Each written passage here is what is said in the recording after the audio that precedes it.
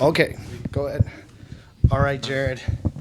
Am I good? Am I good? Yeah, we're good? all good. We're good? We're all good. Cool. All right. Hey, I'll let you start, Jarrod. Your call. If you want to talk about Philippines or Jasmine, it's up to you. I'll leave this up to you. Right? We'll ease into the exposure story soon. What's up, everybody? Welcome back to the Telemon podcast with our amazing host Shua. Amazing and host, then yeah. we got Hey, I'm Nevin from the Late Night Talks podcast. nice. And my name is Mong Zhang. I'm also a co-host of the Late Night Talks podcast too. Oh shoot. And I'm John. I'm part of Telemon Podcast. And I'm actually the guest here for Telemon podcast for the first time. Most of you guys see me as one of the crew, but as we all have seen, I've just recently come back from the Philippines after being gone for 2 months and 3 days. That was quite the journey, to be honest.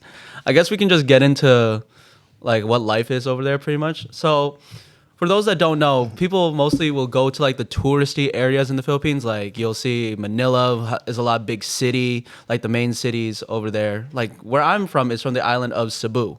You know, woo, Visayas, Cebuanos, love you guys. But I'm not in the city part.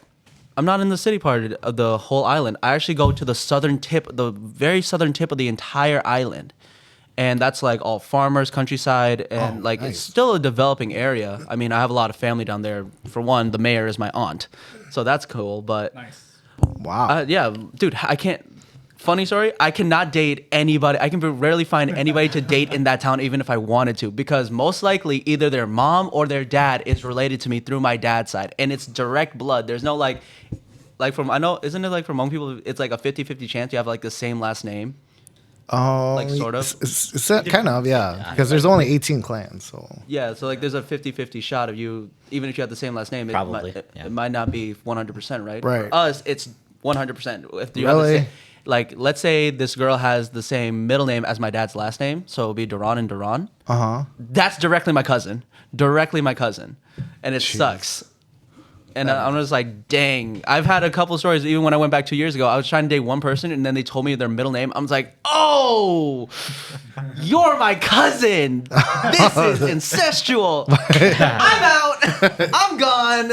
Bye. Was she hot? while, Sorry, go ahead. What's up? So while you were over there, was there any food that you were like, yeah, like this is home right here? They don't have this in the U.S. Ooh. Oh, man. Like, in terms of, like, food-wise, I would definitely say, like, the longanisa, which is, like, a small, like, Filipino sausage. The way they make it there in the Philippines, I would say is way better than the way they make it here. But also, my mom's homemade chicken adobo and rice is... Whenever it's made home, it just tastes better. Like, a lot of things taste better when you're not in America for some reason. I don't know if that's just a me thing or that's just in general. But they also have, like, stuff...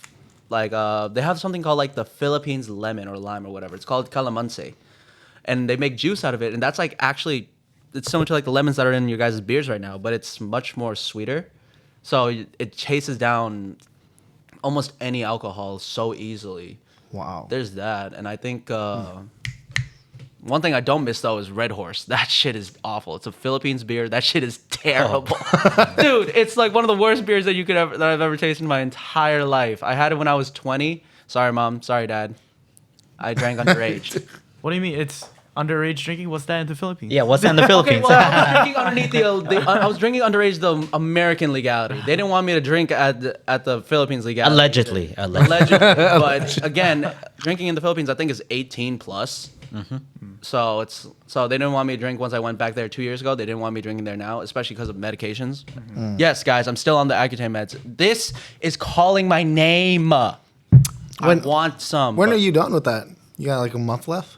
Month or two, depending on my follow-ups. I'm begging, guys. But also, I'm liking the weight that I'm looking at right now. So okay. it's hot there. So are you planning to cut your hair soon?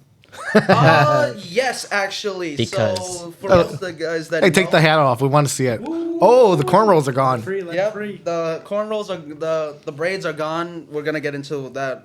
Basically, I don't want to wear braids anymore because of my ex, and it just reminds me way too much of her. So Whoa. No. Really? Me and Meng Zhang, we interviewed a barber that I go to. His name is Kai. Shout out Kai. He's from Guam. Really? Yeah. He's like a quarter Filipino, a quarter Japanese. He's like everything. He's Chamorro. Chamorro, right, or something like that. Something like that. So yeah, you should go to him if you're planning to cut. Where your is he hair. located at? It's in what is it? I'll write this down. It's in St. Paul on White Bear Avenue. Oh, so really close. I'll show you later. Yeah. Okay, yeah. We'll put the links in. Yeah. Shout out to I'll do Kai that. right there. Yeah. But yeah, life in the Philippines is very like you live in the countryside. It's quite simple, but the one thing that they do really hammer in is religion and well, sort of now, it's sort of now with religion, but education. Like a lot of the work ethic that comes from like the Philippine like adolescents and like high school students is quite impressive compared to what I went through when I was in high school. Like I had the select few students that worked their tails off and everything, which shout out to those guys. Hope you guys are doing well in life because you deserve it. But when I saw it in the Philippines, because I shadow a lot of those classrooms and I speak in front of those classrooms too, because the principal of that private school, Lyceum of Santander, shout out you guys. The principal is my cousin, so I donate a lot of my stuff there. I invest my money in there. Sometimes I'm one of the benefactors there. These kids work hard and they have classes there and subjects there that they don't even teach here in the U.S. Two of which is entrepreneurship and business. Like they don't teach, they don't have those type of classes until like. I've never seen an entrepreneurship class here in America. I feel like we do. It's more like an elective. It's not like a requirement. Yep. But if you want to take it, then you can try to take it. And if there's too much people in the class, then you might not make it in. So that's how it is. Yeah, it's considered an elective here. I think you're right about that. Yeah, I'm pretty sure that's correct. I don't know. But I think it might be depending on the schools too, because if they can afford it, true. Because they have to have that person to teach it. Right. So. And over there in the Philippines, entrepreneurship and business is, I feel like that's something that's not easily taught in school, to be honest, because like it's a world experience. Business is world experience, to be honest. And I used to do multi-level marketing with like I told you when I first got on. That's one of the things that like still molded me into the person I am today, and like how I connect myself with people, and how I talk to people, how I carry myself sometimes in a professional sense. But yeah, like the fact that is like a requirement to graduate high school. It's not just an elective. It's a requirement to graduate your high school like years in the Philippines. Like that's the thing, which is good because I would say personally, in my opinion, I think it's good because like it gives them at least a gateway into the world of business, and it gives you like at least like some sort of like path to somewhat follow. Obviously, yes, there are different companies that might scam you, multi-leveling companies that might scam you. I know Amway was one of those ones nowadays because it becomes so modernized. But I mean, the fact that we're teaching like students they're teaching students at the age of like 17, 18. Then they get to go into college and then they get to pursue it, which is completely amazing because nowadays it's even more lucrative because every kid in America is trying to get into business. I see so many kids trying to like talk about investing and everything. You said Amway was scamming people? I was in Amway. Because like nowadays it's like because of how big it's gotten, it went from like small network marketing and everything, multi-level marketing from when it first started. But now the ship has sailed. Their time has pretty much become like that makes sense. Yeah. Yeah, because now you can't even make money if you're trying to. Right, and it's just like I'm not saying that Amway's a bad company. It was a very lucrative company, but now you see their products on everywhere. It's not just like direct selling. It's like if you try to direct sell an Amway product, most people are just gonna say, "Well, I can go to this store to go get it instead. Why should I buy from you? Why should I put my money towards you when it's already on store shelves?" See what I mean? Right. So that's the hard part. And plus, yes, a lot of people joined in on Amway, and a lot of people did make money. There's some stories that I've had to research up and in depth that they've made money. But also like going off side tangent between like life in the Philippines and business and education and all that stuff. There's a lot of like I would say there's a lot of like political stuff that doesn't sit right here and there. Because I remember when I went back 2 years ago, it was during election season. So when we got the new president that replaced our old one, everybody was voting for new mayors and stuff. And in the provinces, especially the southern provinces, some people they get very desperate because they're losing in the votes and polls. That they do use the intimidation tactic. Really? Yeah. So I'm not gonna say the parties that were involved, but this is when I was still dating someone else prior to that. I was coming back. I just crashed on a motorcycle. It sucks. Scars on my arms and legs and everything. But I got a text message from all my friends like, stay inside, you know, like, don't go outside, don't drive anywhere. Even if you have to, just don't drive anywhere because someone just shot up a place. There were shots in the air. I was like, wait, what? What's going on? Turns out a political party allegedly hired these like gunmen to just roll around town and just fire off shots to say vote for this person. And I was like, whoa, okay, that's crazy. It was to the point like everybody got so scared. Even my dad. This was like a few days before we came back when I was still 20. Okay. My dad sent all my family members in that house. So I have a big house. I'll send you the picture soon here. Yeah. We have a big house. We sent everybody to the opposite island. Like we got them all on a boat in the trucks, gone. The only people, there was only 4 or 5 people left in the house. Me, my dad, my mom, and then my two aunt and uncle. That's it. And we were already protected. But that's the thing. Like politics do get that extreme still, and it's crazy because like I was only told that they did that back in like the 90s, 80s, something like that. But even then, but life there in the Philippines nowadays is nice. You know, it's very, if you're coming there as like a vacationer, it's very simple, very like countryside. I would say go to the countryside, to be honest. Like there's more touristy spots. There's more like places that you can go. There's a lot of hidden areas. If you know a local there, which for me, I get to see all the secret spots, which is good and bad because some of them are like in the mountains and I have to go through the forest and like almost sprain my ankle. I was like, dang, but this is so worth it. The pictures are worth it. A lot of waterfalls, guys. A lot of waterfalls. Some are dried up, but a lot are really nice. But this might transition soon. The people make you feel at home. They love Americans. And they love people from like different countries. I mean, I've seen more Koreans and Singaporeans in the Philippines than I've seen in America. Yeah, I hear a lot of Koreans like to go there. Yeah, because I hear Philippines like South Korean culture too. So. Oh yeah, dude! Look at half those kids that dress there. I'm not gonna lie, even I got caught up into it, especially with the hat and like my clothes and like the flared pants and all that stuff. Especially in the city, most of the people there that are like Filipino, they got their hair permed up and everything. I'm gonna go back to my curls, to be honest, guys, because everybody thinks that I permed my hair and everything. No, it's genetics. I'm just saying that right now. but everybody there, the first thing I walked into that club was, why does every like young adult that's in here, like every college student, looks like a Bay Area Asian kid? Like the flared pants, the oversized T-shirt, like chains pretty much like mine, like pretty much looking like this, except with, and then with like permed hair and everything in there, and a hat like this on. I was like, damn, why do we all look the same? It's like the only people that dress different are the foreigners, are like the people that aren't from the country. But yeah, a lot of people. I mean, I've never seen anybody that was like of black descent over there for a while until I went recently. And I was like, whoa, culture shock. I didn't think that I would see a lot of black people here, but there was. I think total of 5. Total of 5. That's a lot. 5. Record breaking. Oh yeah, totally record breaking, guys. That's a wall breaker right there. You know what I'm saying? But a lot of them are like older white men. Okay. Which I know when we talked with B Bang, I asked about the interracial thing. Right. And one of the reasons I asked that, now the truth comes to light, is because when I talked about like, you know, it's looked down upon. I'm one of those people. And they're an old whiter guy. I'm sorry. I love my white friends and all that stuff, but like, this is where the exposure comes in. This is ready for this, guys. So I don't date. If I were to date anybody in the Philippines, especially in my own southern province, not dating anybody from the mountains.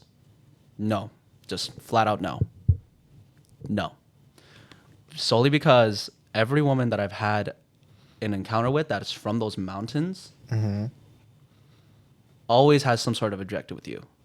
Now, this sounds general. Disclaimer: this does sound general, and I get it. Not all of them are like that. Not all of them are. However, a good majority of what I've encountered, and even what my cousins that have been living there for like their entire lives until they went to college, have encountered this too. This matters to those up there. Now, in lamest terms, in the most brutal way possible, saying it's basically calling them gold diggers, but not all of them are. Not all of them are. I've encountered good ones, I've encountered bad ones, but most of the time I've encountered the bad ones. Okay. Because once they start asking me for money to send them load or whatever like that, and I say no, I'm blocked. But then I'm replaced by a dude that's significantly older than me and them that is living in the city or something like that. Their stomach looks like they drank 10 times as much beer as an alcoholic. But then all of a sudden I'm seeing posts where they're saying, I'm in love. I want him. He's my husband. He's my fiance. Dude, the man looks like a sex offender. Like, I'm sorry. Like, I'm 22. You're 20, maybe 21. The dude looks 60. The dude looks 50. And you're telling me that you love him? I have a screenshot of one of those type of people in my phone, in my group chat. I will show off camera because I'm not revealing faces. I'm not revealing names here. Soon, at least. Dude, how? How? I'm sorry, like... Well, I don't think that's the only place, you know? Like, we have them in I know Thailand and Laos. There's a lot of those. Even in our culture, we have those. Yep, but I mean, it's like I see a lot of the younger generation, which is fine. I mean, like, I don't really care about younger. But the older, like... Older than than the 50s and stuff, and you're like not even mid 20s or early 20s. At least, you know, I gotta say, man, at least like it's not like they're someone's dad, you know, like in our culture it's like, I'll be honest, man. My old man did go back there and marry somebody that was way younger. She was like 19, you know? He's like 50 something. Damn. Yeah, and then, you know, I had to put up with that bullshit. Wait, is it like, but is it like same race or something like that? Or yeah, it's the same race. Yeah, so he went back and married, was like a younger version. There was that era, right, where we had a bunch of Hmong elders over here going over to Laos or Thailand and just marrying those younger girls. Yep. Some of them weren't even 18. They were still just 15, 16, 17. You know, it was disgusting. And then they would bring them over here, marry them to pretend like they were marrying or making a visa with this family so that they can come over so that they could be with their husband who's 50, 60 years old, right? Dude, yeah. And then the weird thing is that they have kids that are her age or older. Yeah, you know, that would be. There's been cases where the son would start dating the stepmom. There's been cases. That's some. I'm sure you guys heard about it, right, John? That's some orange and black right there. Yeah, that's some orange and black right there. And that's some crazy shit. You know, Jarrod, just wondering, just because like I don't know like the culture, why are the people in the mountains like that? I don't new to that. Yeah. So I would say it's not all of them because it also applies to people in the city and in the towns. I've encountered both. I've encountered them all. But I would say like a lot of the time it is from the mountains because like if I were to show you what the houses are looking like in the mountains from back then up until now, I get it. You know, it's an out. Right. It is an out. I see. But in your own heart, like, can you morally bring yourself to that? Can you indirectly, this is very harsh, but indirectly, can you brainwash yourself to do that? Or are you just doing it because you have an intention? Now, here's the thing. It's not the males that are doing it. It's the females. Now, males do it too. Don't get it wrong. But a lot of the time it is the female. Because why is it always the older man? Never the older woman. Now, when you say that, are you talking about like older woman dating the younger male guy. over there? there? Yeah, I rarely see that. It's always the younger woman dating the older man. And you see a lot of half Filipinos. Who's the Filipina? Who's the Filipino in the family? It's like the mom, right? Bingo. Now, I'm not saying that's bad because there's a lot of half Filipinos that I do look up to. Jordan Clarkson, Jalen Green specifically, and then a lot of people that are on Amazing Q. Like, those are half Asian Filipinos, like half Filipinos that are doing great in life, and I encourage that because at least they represent the Philippines, right? But when I'm seeing it now in my generation, it's like the intention is not hidden; it's there. Back then, I would say that is true love. Honest to God, I would say that's true love right there. Maybe I'm wrong. Someone correct me in the comments if I'm wrong. But nowadays, I'm just like, because I encountered this one woman after I became single. Screw you, Grace Samayan. Screw you. Was it just recent? Fuck yeah. Okay. So one, every dude that you have encountered is either buff, foreign, or has money. And then you're juggling two guys at the same time. Sorry, Chloe.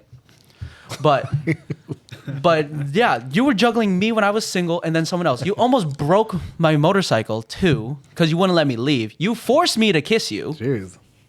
So I would leave. And then you want me to get intimate with you in front of your friends.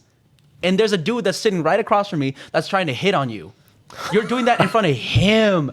And you're embarrassing this new guy while you're plastered out drunk in front of... You're embarrassing him trying to talk to me. You're telling me, why don't I just leave my girlfriend at the time for you? She says, I'm tighter than her. I'm better than her. I have more money. I'm just like... End of the day, woman, I don't care how much money you have. I don't care what you drive. I don't care how so-called tight you are. We all know what I'm talking about with that one. I don't care.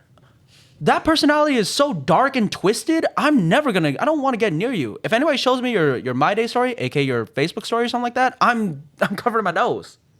I can smell the medical history through the screen. It sounds like a very toxic relationship. Well, when I get into my relationship, dog, it was toxic, to be honest. And Shua knows, actually. Me and Shua have talked about my recent relationship off screen and off camera and after training and sparring sessions. And I'm not going to lie, I really should have left. I should have left, bro. I should have listened to you guys. Well, I mean, you're not together anymore, so... Nope. yeah, Nope. yeah. So that's a good thing. You made it safely. For real. I mean, there was drama. There was also other drama there with a person after Fiesta. Jeez. Like, it's so 7 years ago, I dated another Filipina. I'm gonna pull up the exact text message that he had on me. Oh yeah, time wise, how are we looking? We're good. We're good. We got 4 minutes till the safe zone. Okay, so She'll handle that magic. Yeah, I know the crew usually. You want to hear your So- juicy stuff. so. Oh shoot. Are you gonna shoot that? Oh yeah, no. I'm not gonna. I just read another one. So this is from a dude. So I can't reveal this name because great. I'm gonna have half the town looking for your ass. But no, he literally said, "Hey, to be honest, guy can't spell for his life. You're so palingan, and palingan means you're out of date, you're out of style, you're so old fashioned and ugly. Fuck you. Get lost and fuck off." Honest to God, I told my cousins this because I know who he is. I found out who he was. And he knows a lot of my family, right? So here's the thing. I told my cousins, well, this is one of my ex's brothers, like one of my best friends. I told him, hey, get your sister's new boyfriend or something like that before I handle his ass. Mm-hmm. Because you have the balls to say that to me on screen. You better have the balls to say that to me in person. And I told my cousins, if I can't fight anybody, the intentional motherfucker that I wanted to fight over there when I got there, then bring me his ass. Bring me his ass because I want a piece of that. I want to square up with him. And there's like, no, don't start drama. It's not worth it, bro. You're gonna get arrested, this and that. And I get it. But again, like we've all been raised over here. If you can say it over the silver screen, you better be able to say it in person.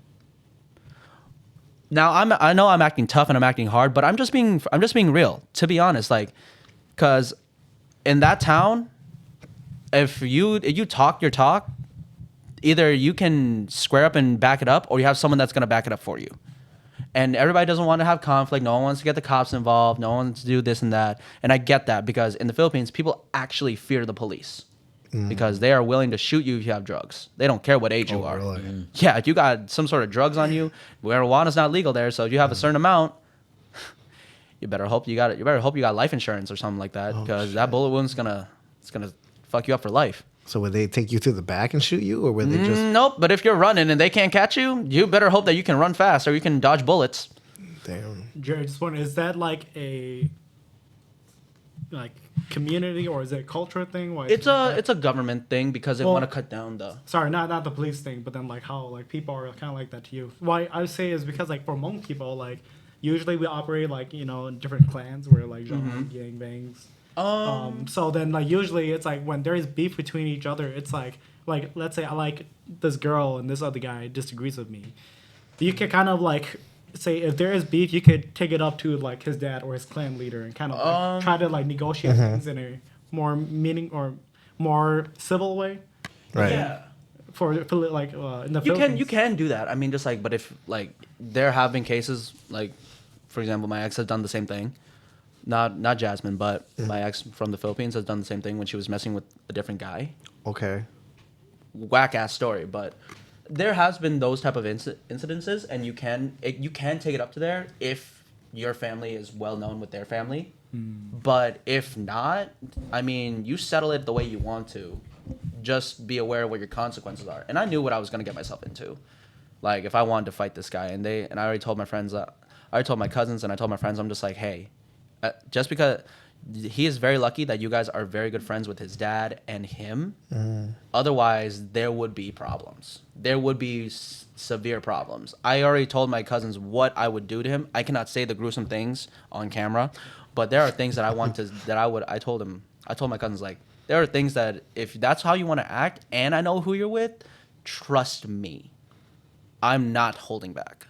Now, is this all over females, or is this drama with This is just drama because it only just sparks up from who he's dating. Oh, so okay. And to be honest though, the reason that they're going on so well, I do give him respect for this though. There was a post that my cousin showed me that related to my most recent relationship, and the things that he said about being in a relationship and maintaining a relationship is true. He's insightful for that. I respect him now for that because he is right. I put my hat down, put my fist down, and I will say you are right for what you said in that post about a relationship. I will give you your flowers for that one. But anything else that you said to me personally, take it up to me in person or don't say it at all. Have one of your cousins or whatever say that to me in person. Because I'm here to have fun. I'm not here to screw around. I'm not here to cause drama. I'm here to squash it and or end it. Now, I mean, for us though, it's kind of different. It's for me to say that it sounds threatening and everything, and I get it. My family's well known, well respected in the Philippines, and I'm kind of like ruining that a little bit here and there because my dad owns a 7-Eleven over there. We have well-known properties, and we're well-known and respected family because of my grandfather. But again, I'm not my parents. I'm not my dad. I'm not my grandfather. I'm different. I want people to know and understand that. From how I was raised and how I grew up here in Minnesota, and here in America, I was always raised to be very combative. So that's just a tendency that I'm still trying to work on. But if you get under my skin, and you did, Lister, you got under my skin, buddy. You did get under my skin. Well, I let you live in my head rent free from what you said for weeks. Well, hey, let's get back into that after this break, okay? Yep. We're gonna take a break and then we'll be right back, you guys. Hey, that's the thing about mental health in the Philippines. yeah, Chin was supposed to come on, but he had. We can touch up on that. We're gonna touch up on it next week. Yeah. So if you guys are watching, we're gonna have Chin on next week, and we're gonna be talking about certain things with mental health. Also, it is Men's Mental Health Month, so right. Also, we're gonna be asking him some questions about his relationship or past relationship. Okay, so we did talk about it. I did ask Chin. He said he won't go into details, but he will talk a little bit about it. So Chin, if you're watching this, I'm putting it out there. Yeah, miss you, man. We do miss you seeing training, man. For real. But I'm pretty sure you're working on music or something like that now. All right, so we are. Oh, he's feeling it.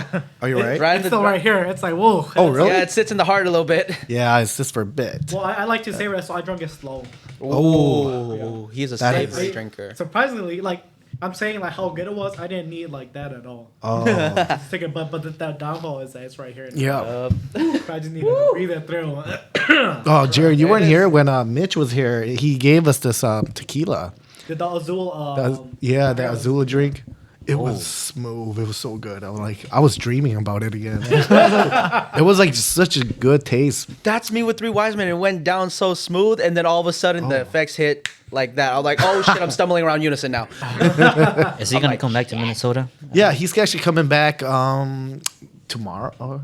Yeah, I think it's tomorrow. Oh man, it's tomorrow. I think. Yeah. So shout out to Mitch at Four Thumbs. Four Thumbs. Yep. And they're gonna be back tomorrow, but I think they're doing like exclusive thing with the cannabis. So, Mitch, hit me up if you guys are partying, okay? Wife has to approve first. Oh, she'll come with me. She'll definitely come. Yeah, okay, if I'm there, she'll be. That's not my job. After what happened last time. Okay, so back at it, we're gonna be actually touching up on the mental health portion of all this stuff, just because of like due to experience and like how things were being processed throughout the whole time. So for those that don't know or haven't seen my post on either Instagram or Facebook or even on TikTok, I do have what here in America would be called a Suzuki GSX-R, which is a street bike.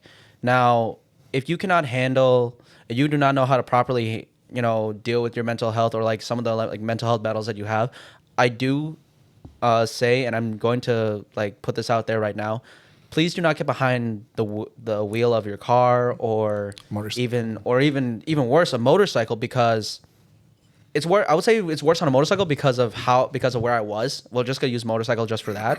Here in America, obviously, we can kind of see the results, but in the Philippines, because everything is motorcycle almost, like scooter, or like a lot of things in like transportation wise is scooter or like big bike, which is street bikes and naked bikes or enduros. Because that country is mostly motorcycle, you have such an access to getting one, whether it's like a 125 or a 50cc bike. But even then, that could cause you damage on where you're going. Like for me, when I went 78, I barely go 78 here while I'm in America. But that's because I wanted to do a speed test. Now, when I was emotionally unokay and I was screaming and all that stuff, yeah, there were times I clicked up to a high gear and I went fast because I wanted, just for that. It's kind of true, like what Dominic Toretto, aka Vin Diesel, said in Fast and Furious. For that fleeting 2 to 3, maybe even 5 seconds, you just feel free. But that's only when you have a clear mind. If you have a closed mind, you're all emotion, you're all raw emotion, you're not handling things, you will not see right. You won't. Your vision and all your other senses, like your motor controls and all that stuff, your awareness is very tunnel visioned and everything, and you might miss. And because I live in a country where overtaking and undertaking is legal, like people go into the opposite, come into my lane just to pass another vehicle. Right. So, for example wise, it wasn't just me that could have killed myself on that motorcycle. It could have really been somebody else. Because I have a friend. We weren't close, but I still remember seeing him 2 years ago when I went to that school, that Lyceum school in my town, my hometown. He was one of the funniest guys ever. One of the greatest, one of the funniest dudes, most like energetic guys that I could ever meet. This past fiesta, he passed away because he got super drunk. See, this is just alcohol, but emotional, I would say, is almost just as bad as alcohol. But he got behind the wheels of a big dirt bike. And I saw the CCTV camera. He was going fast. There's a 4-lane road in town by the ocean that's called Pasil. And it's just 2 lanes going one way, 2 lanes coming the other way. He was going super fast. I heard he passed the Sears liner, didn't see the Sears liner, which is a bus. And he smacked right into another motorcycle driver. From what I've seen, he went so fast. He face checked the ground first, and then the motorcycle went right on top of him. Damn. I saw the pictures of afterwards.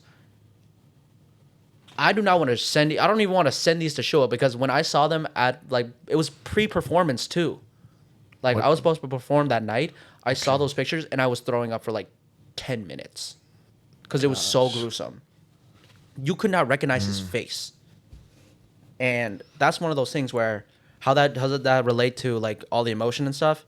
Yes, don't get behind the wheels or handlebars of any vehicle while you're drunk, but also when you're not mentally okay, you just want to like, you have that raw emotion of just like, screw this, I want to end my life right here now, my life is over. There have been stories where people that have tried to end their life, like people that jump off the Golden Gate Bridge. Right. When they're falling, you cannot take that back. Yep. You have to accept it. Luckily, some of those people survived, but not everybody did. I still remember that story to this day. And that's one of the things. The person that jumped was a male, was a guy. And even for me, I could have gotten behind the handlebars of any motorcycle that I owned there, whether it was the black motorcycle, which is my Yamaha, or my Suzuki, or even my Honda, the freaking 125cc like scooter that I hated driving because the seat is so angled. I could severely hurt myself on there because I have. I've got into 3 motorcycle crashes in the Philippines, and that was 2 years ago, and I was lucky to survive pretty much all 3. The second one wasn't so bad, but it burned the crap out of my leg. But the third one, I thought I died. I genuinely thought I died. But that's the thing, though. You have to know that, like, if that is what relieves you, do it when you're already on the come down. Don't do it when you're on the come up. Because that's when things get super blurry, super raw, super like, just like tunnel vision. You don't see what's going on right next to you, especially in that country.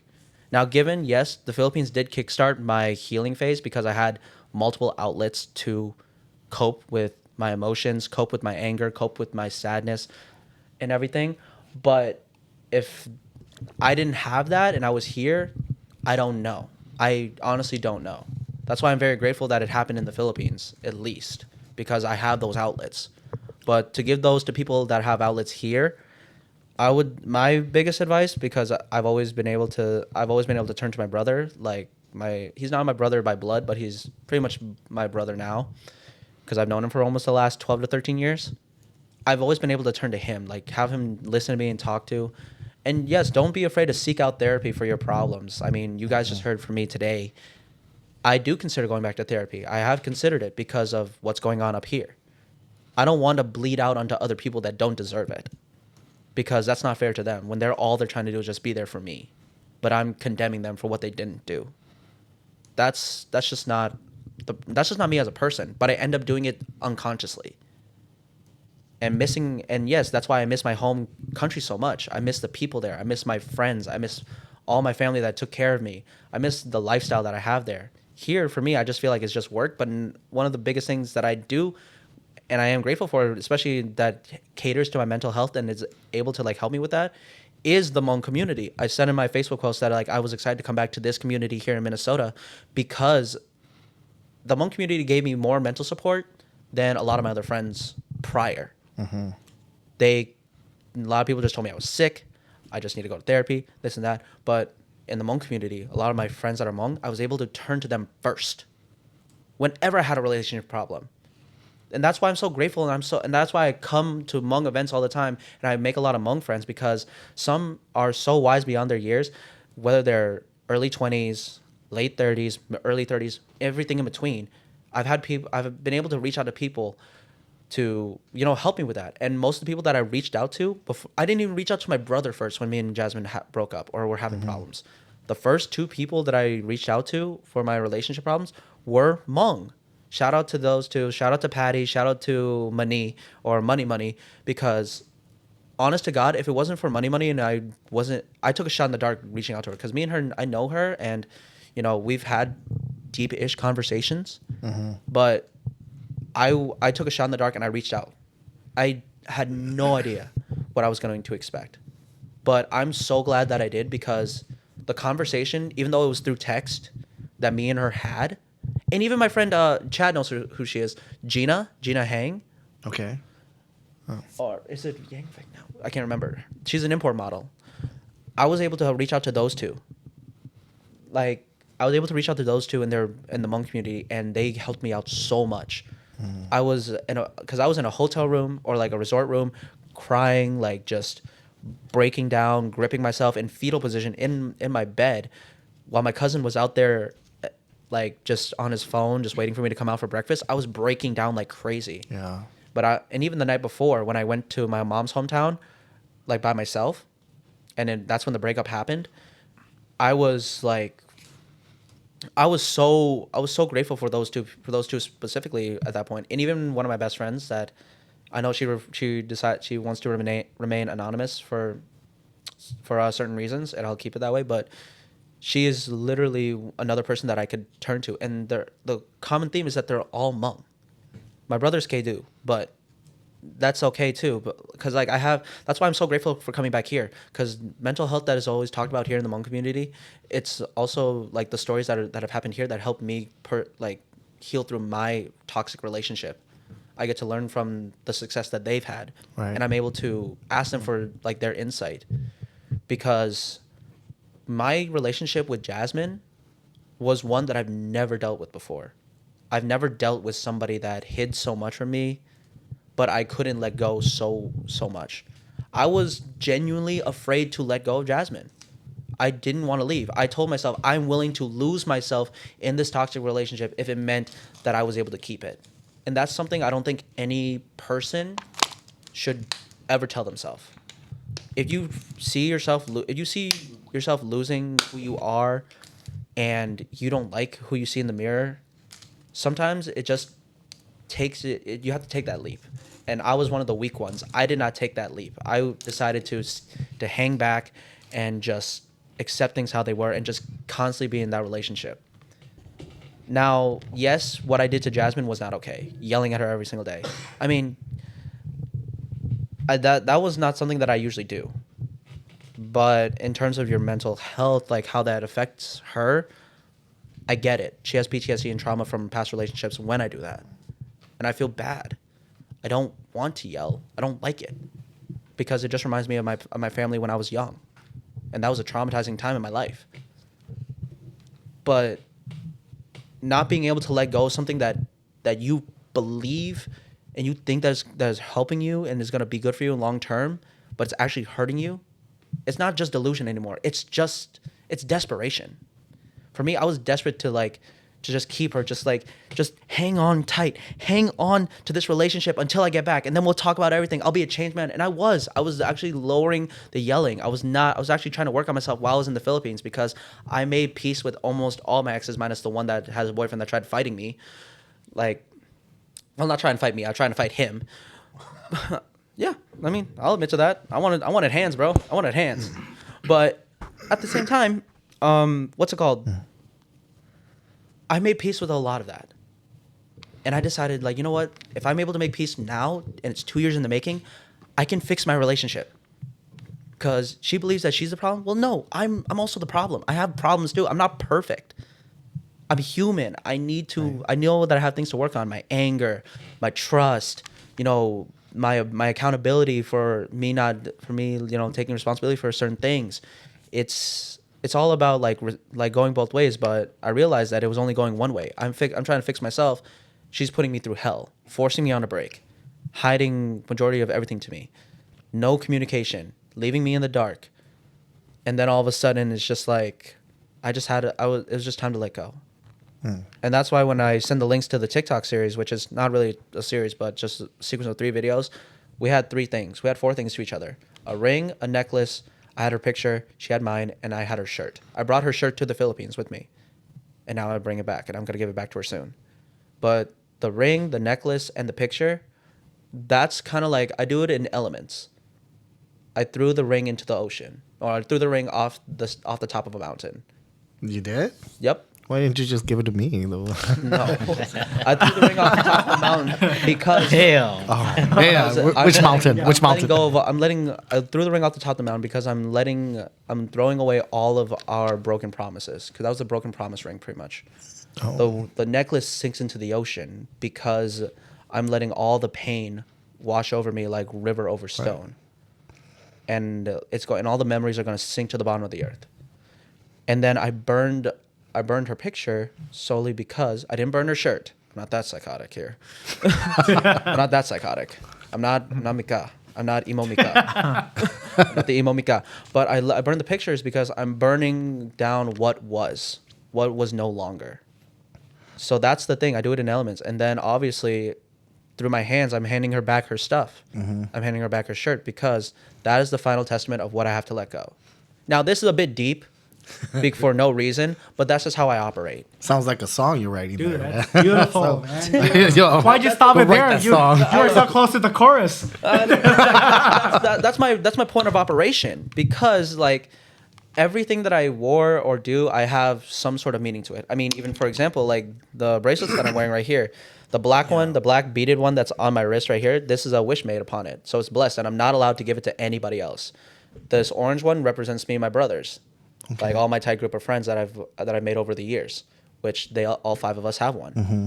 This silver one right here, it's the red sign is actually the sign of healing. Oh shit, that's a lot. And then right here, this is more just like, this one is actually like promises made, a promise worth keeping. Okay. So that's why obviously, there's no reason for the Versace hat. There's no reason for the Versace hat. And yes, wait, people are just gonna be like, so what was the reason for not wearing braids? Yeah, I'm not trying to remember her.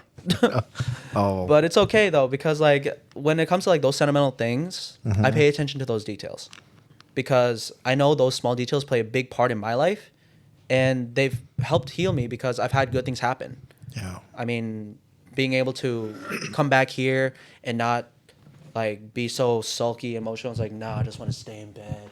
I don't want to be here.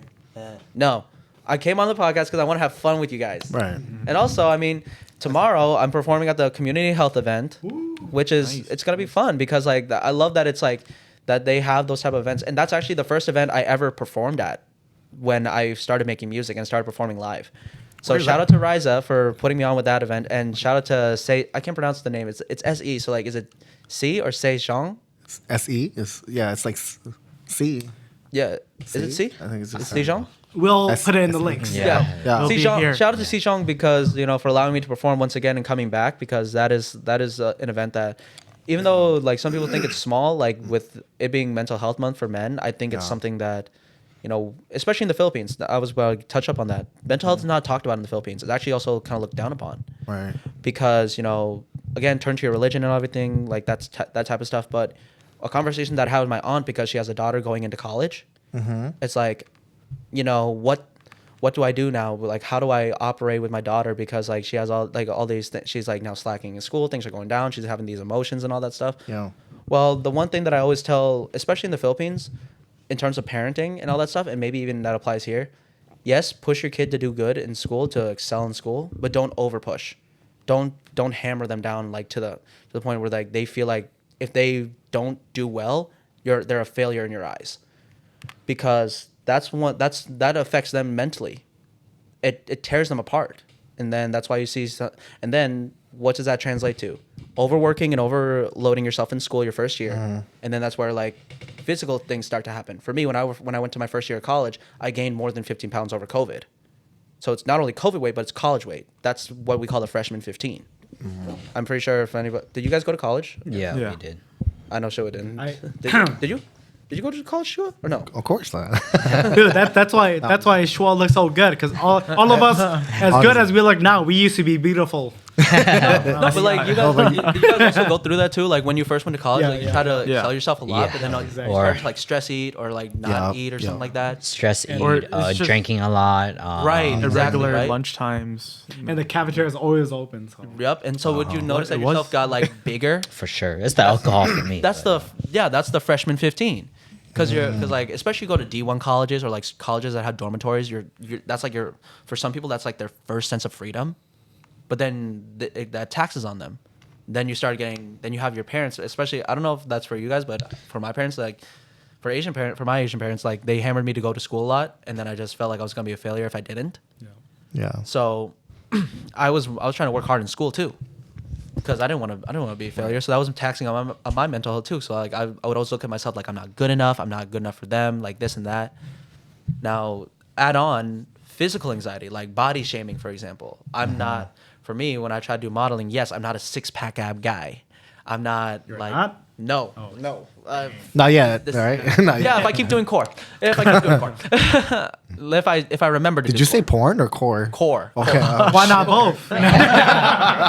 OnlyFans, I am a free agent.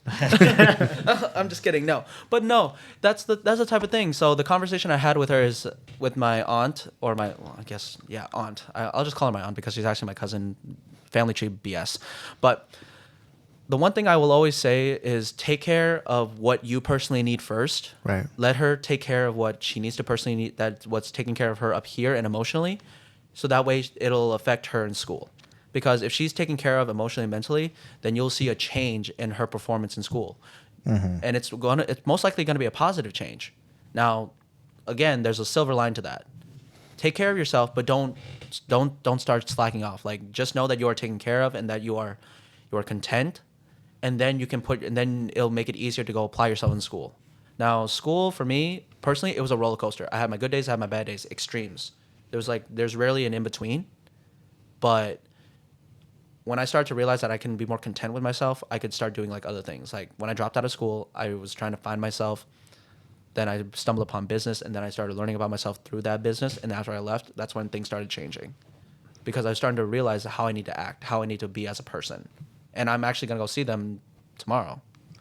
Who are you gonna? That old business team. I Okay. think it's 8 a.m. setup. But yeah, I'm always learning from them, and even from the kids in the high schools over there in the Philippines. I'm learning from them too. Right. Because they're like, damn, they're saying things that like I never even thought of in this world. They're learning things, and they're expressing things that like I didn't even think of. budget planning, for example. I'm just like, what? I didn't even think about that. And then I'm like, oh wait, I'm 22 and I have two jobs. Never mind. Like these guys are learning this type of stuff at the age of 17, 18 years old, and then I'm relearning that type of stuff as a 22-year-old. Yeah. That's the type of things where like mentally, okay, now I know that I have another outlet and something to help me take care of myself mentally, because finances here in America suck. I mean, $20 here, how much does it get in your car? Like for gas? Not even half a tank, barely? Not anymore. Yeah. Over there, $20 because you know diesel is expensive here. Yeah. Diesel's like the least expensive thing over there. $20, which is 1,000 pesos, a little over, gets me a full tank of premium. Dang. Of 95 premium in my motorcycle, and that's just $20. Like that's the thing. And so over here, now I'm realizing, okay, now I really have to start budgeting myself out here, especially if I want to stay lean ish. Dad bod. Dad bod with no kids. No. Yeah, bod well, with then no would it kid. be a dad bod? It would be like Bachelor's bod. bachelors. I mean, nowadays, that's what you see, though. Yeah. Yeah, it's like, Bachelor thank bod. God that it's idolized now. I'm finally getting idolized for dad bods. Let's go. Let's go. Let's keep it going. Now let's do dad bod model. gosh. Come on. But anyway, Models. Go. but no, like taking care of yourself mentally, you'll see a difference in your performance in whatever you do. Yeah. Like especially in your for those that work a 9-to-5 job. I don't know what you guys do for work. Yeah. Like you're 9 to 5. 9 to 5, 9 to 5, both of you. Wouldn't you say that like, if you're more mentally okay, more emotionally okay, you kind of like you're able to go through your days at your job a little bit better? And I am. Yeah, for I'm sure. doing good. Yeah. yeah, right. And Yeah. then like your performance, even if do you work corporate, Yeah, basically, kind of. Yeah. Fortune 500 like style or like cubicle, Yeah, cubicle. right? And so you have like those weekly meetings where you see your overlay and analysis and all that. I don't have meetings, but it's just mostly cubicle, just at my desk. But Yep. And then when you say your performance is better, when you know that you're kind of like taken care of, like you're able to stay content. yeah, I would say so. Less stress, right? That's the thing. That's stress. If you're de-stressed and you're more content with yourself emotionally and mentally, the day kind of goes by like that. But when you're sulking, even if you're tired, the day goes like 1 minute feels like an hour. Like 2 minutes feels like an hour. That's just a thing. So that's why I told my aunt, let your daughter let herself be taken care of emotionally and mentally first. So that way your investment into her education, especially because education is so hard to get over there, especially college education and everything too. That's why these kids work their asses off. Even if they're like the like most clownish student, like even if they're the class clown, they work their butt off. And I'm just like, damn, you joke around so much in class, but how are your grades looking like this? I know there's cheating involved, but who cares? Hey, they got to work hard for that. Yeah, you got to work hard For the and cheating regardless- grade, you know? Yeah, I mean, it's like, do you think it's hard for one of the most honest people to actually cheat on stuff? It's hard for, I mean, like cheating in a relationship over there, maybe, but And then, even that is just like a skill. Cheating. cheating is a skill. Dude, It's a lot hard of work there too. Cheating skills. Have you seen Naruto? I mean, that's what they had to do. Cheating skills.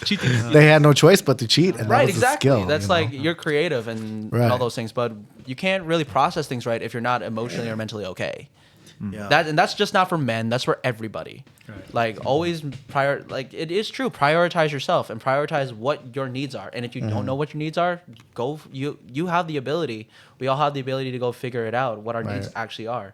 You have to go through some bad and a couple of moments where your mentality is tested, whether that's like through setback in a project, that's setback in your business, that's setback in your career. I mean, for me, I haven't released another song since Next to Me, and it's almost been a year.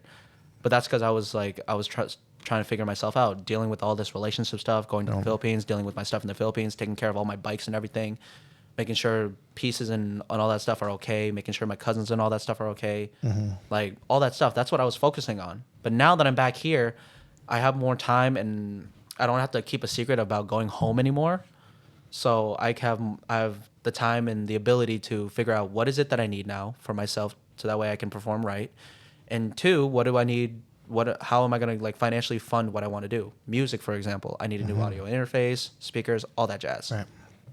I have the ability to look into that instead of save money to save as much money as I can to party in the Philippines. I can now. I have the time. I can stack up money for a certain amount of time, and then I can hold off on that, and then put money towards the music stuff, or even like videography stuff, because I also do that too. And I can still learn, like, but that's only because I'm mentally able to do it. Because there have been times when I went to certain events. Hey, like Jarrod, art hold events. up. We're gonna have to take a break, and then we'll come back. Okay. All right. So when we come back, I want to kind of hear from everybody. Okay. So we're gonna do like Q&A, and then we're gonna, if you guys can stay a little longer too, we can keep chatting about certain things about mental health and everything. Yeah. So Okay. I want to hear from everybody. Okay. Okay. So we're gonna take a break. We'll be right back, and you'll hear more from everyone too. All right. Yeah. Skin. That dude. Got under my skin, buddy, but I respect you for what you said in that post. I mean, You still want to talk about him? He's been living in your head. you know what? for- I mean, like, I already gave him his respect, so I mean, like, we can All move right. on. All right. Yeah. We got some stuff we want to ask you, and Go for it. Fire away. okay. Tell us about Philippines, man. Just living there and driving there. Yeah. Everything. How was your experience there? Dude, and like I said in my post, can you hear me? Can it pick me up right here? It'll pick you up, but it's a little faint? Yeah. Right, so That's right here. better. So- That's better. Like, guys so have to- living in the Philippines, like I said in my post, guys, every time I go back, it's like something from a fairy tale, to be honest.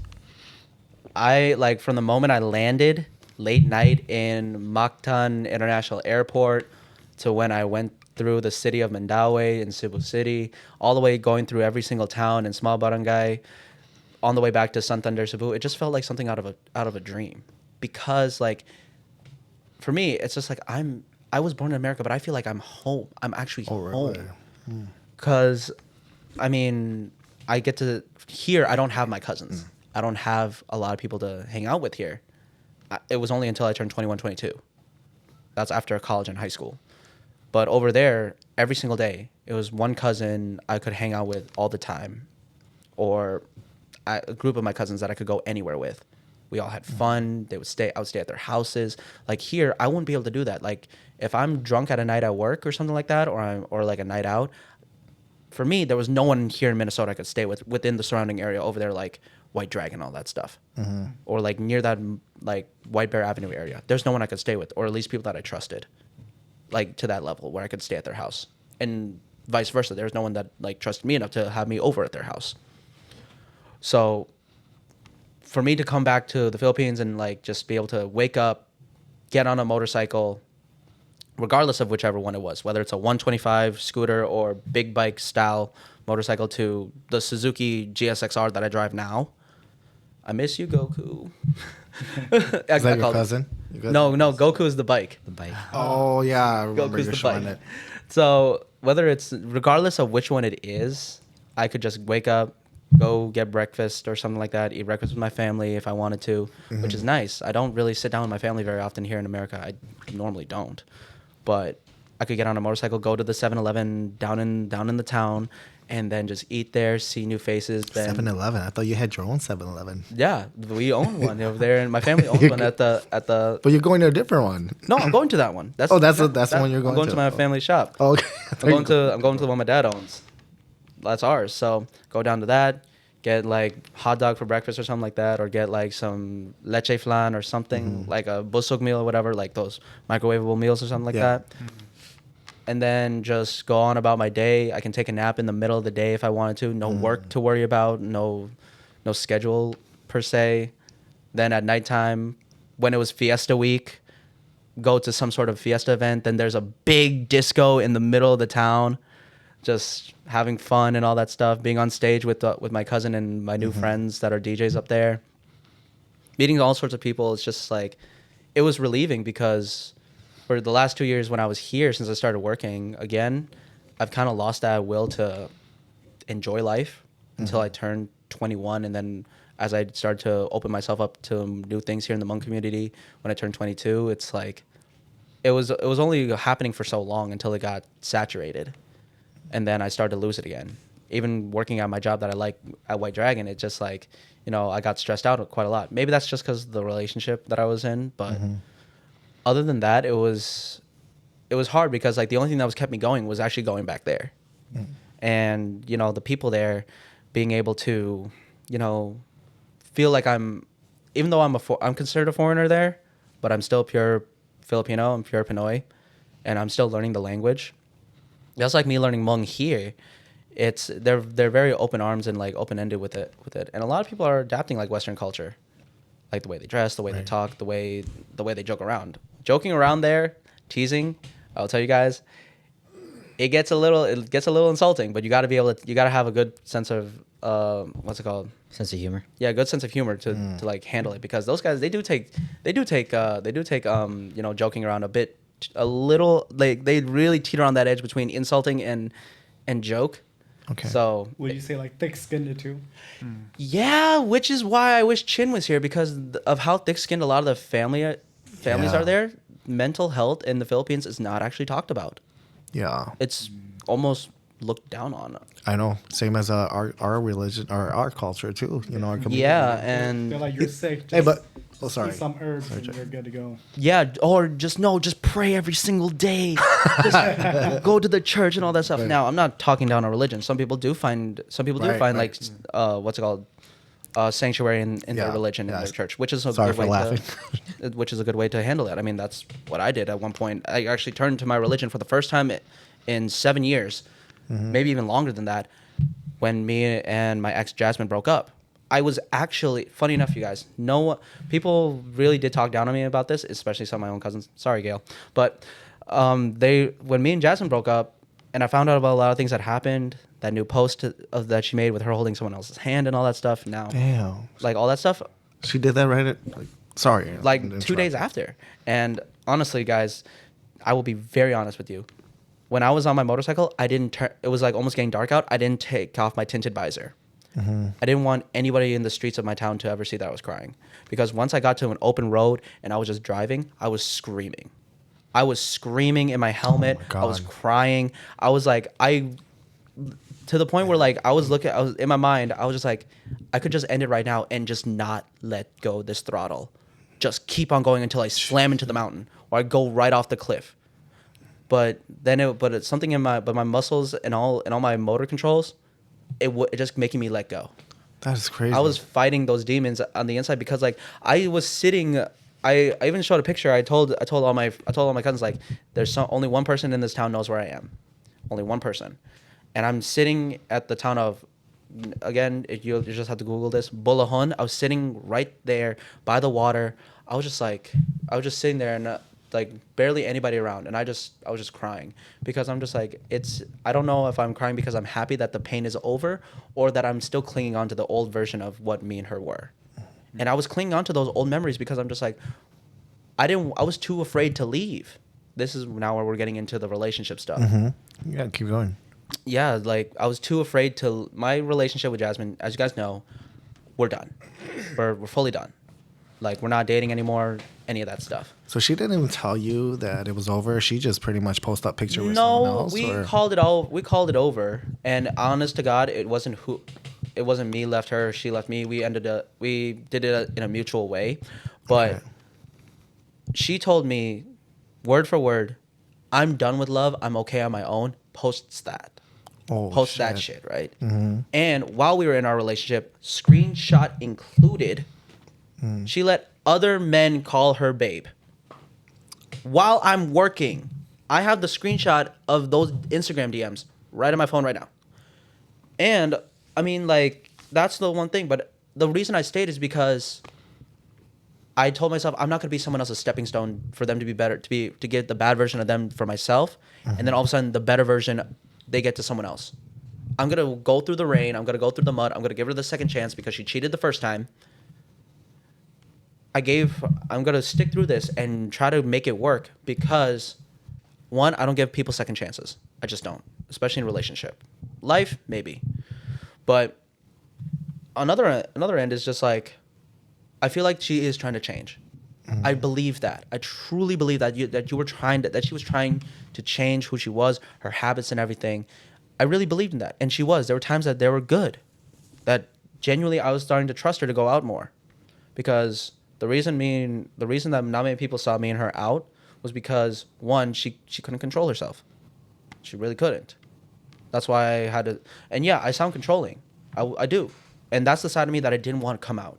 I didn't want to be controlling. I didn't want to be combative. I didn't want to yell at her for her to understand my point of view and what's going on, because in that relationship, after that incident happened, and guys, you want to know the full truth and secret about when that cheating happened? She didn't even give me 2 weeks of us being publicly official, for that to happen. Blacked out drunk at a mutual friend's house, and I heard it on the phone. She said that she remembers everything, that her phone was stuck in between the couch. So you're saying I could hear. Are you saying like after you guys broke up, and it was in 2 weeks, she was No, with someone already, or are you talking about the first ever cheating incident that I told you about? Okay, the cheating incident. Okay, The first ever cheating incident that I told you about. That night that we filmed the podcast with Sega. I think it was either that night or a week later after that night. And she was cheating. I heard it on the phone, and then even I had the video of her roommate even verifying that for me. At the time, she moved out now, but Jeez. Do you think after that, like, was she willing to talk about it, or was she trying to like hide and kind of? she was willing to talk about it because I'm the one that pulled her out. I was the one that put her into the tub to sober up. Right. But then here's the thing. Here's what really did not sit right with me. She said that sucking another guy off while you're in a relationship is not cheating. Damn. What do you guys think? Bro, come on, bro. I mean, Come on. That is cheating. right. that is not cheating. Come on. I honestly think that, hey, if she believes that, then you know that, you know, she's not in love with you, though. That's she's what a I'm little. thinking. She's a little delulu. Little Holy bit, cow. little bit. But So. I will say this though. I feel like I know. It's not that I'm feeling like it. It's like I know Chin and I talked about this. I shouldn't expose everything, but I will expose certain truths of our relationship that people should know. Like, for example, there are people that were DMing me on Instagram, and Facebook, and even on my NGL, which is not gonna lie. Like, you know, those anonymous messages. People were DMing me and assuming that I physically abused Jasmine. And when I said that it wasn't true, no one believed me. And then I would tell her these things, that it's hurting me, that like I'm getting attacked, and I couldn't even find comfort in her about things that are our own relationship. She would not. There was no support for me. I had to deal with that all on my own. She didn't want to clear the air with people. She didn't want to say nothing. Wow. So at that point, it really sounded like I was actually abusing her. And I was just like, are you serious?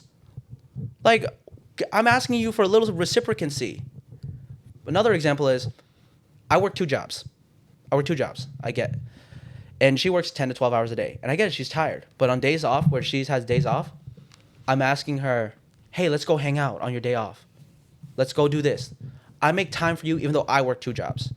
The only time she ever made time for me is when she shows up at work. She shows up to White Dragon for me and hangs out with me. And then all of a sudden, I have to go take care of her because she's drinking her butt off. How old is she? I forgot how old. 25. She's older than you? Yeah.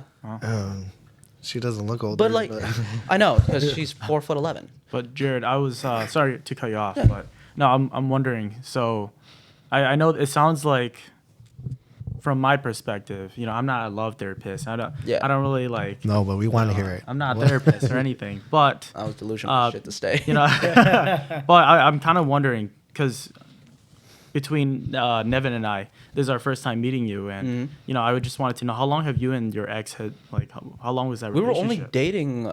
We broke up on our 4th month. Oh wow! Like May 28th was the month that we were supposed to be together for 4 months. We broke up on that day. Oh yeah. Yeah. You guys were still pretty new because the podcast wasn't even that long. Yeah, and I was just We like, dated after. I'm just like, I went through this for 4 months. Imagine if I went through this for a year, because there are things that I found out. This is one of the stories that like me and Chin and a lot of my other friends told me not to tell the full in depth for, but just as one of the things that I had to find out. I always had to find out about something for her. I couldn't. She wouldn't tell me nothing. She's a mother, and she hid that from me for 2 months. Dang. Half of our relationship, for that 4-month relationship, she hid the fact that she was a mother. And it's kind of sad, though, because just like for most of my friends that are mothers, they're proud to be one. Right. Like, why did you have to hide your kids from me? I don't see them running around.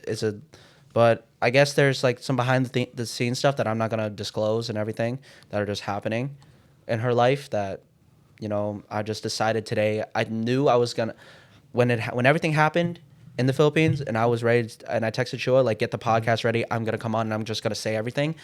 Started to think to myself and I started to talk to and I know like a lot of my friends like Chin especially that told me he's like, you're gonna regret putting this out there if you say it.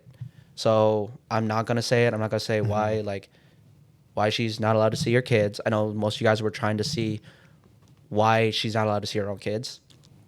But out of the conversation and respect to the conversations that I've had with those people, I'm not gonna disclose that. But she is a mother. She's a mother, and I'm just like, why didn't you just tell me? I don't mind. She's seen me before that incident happened. I've always been talking about kids.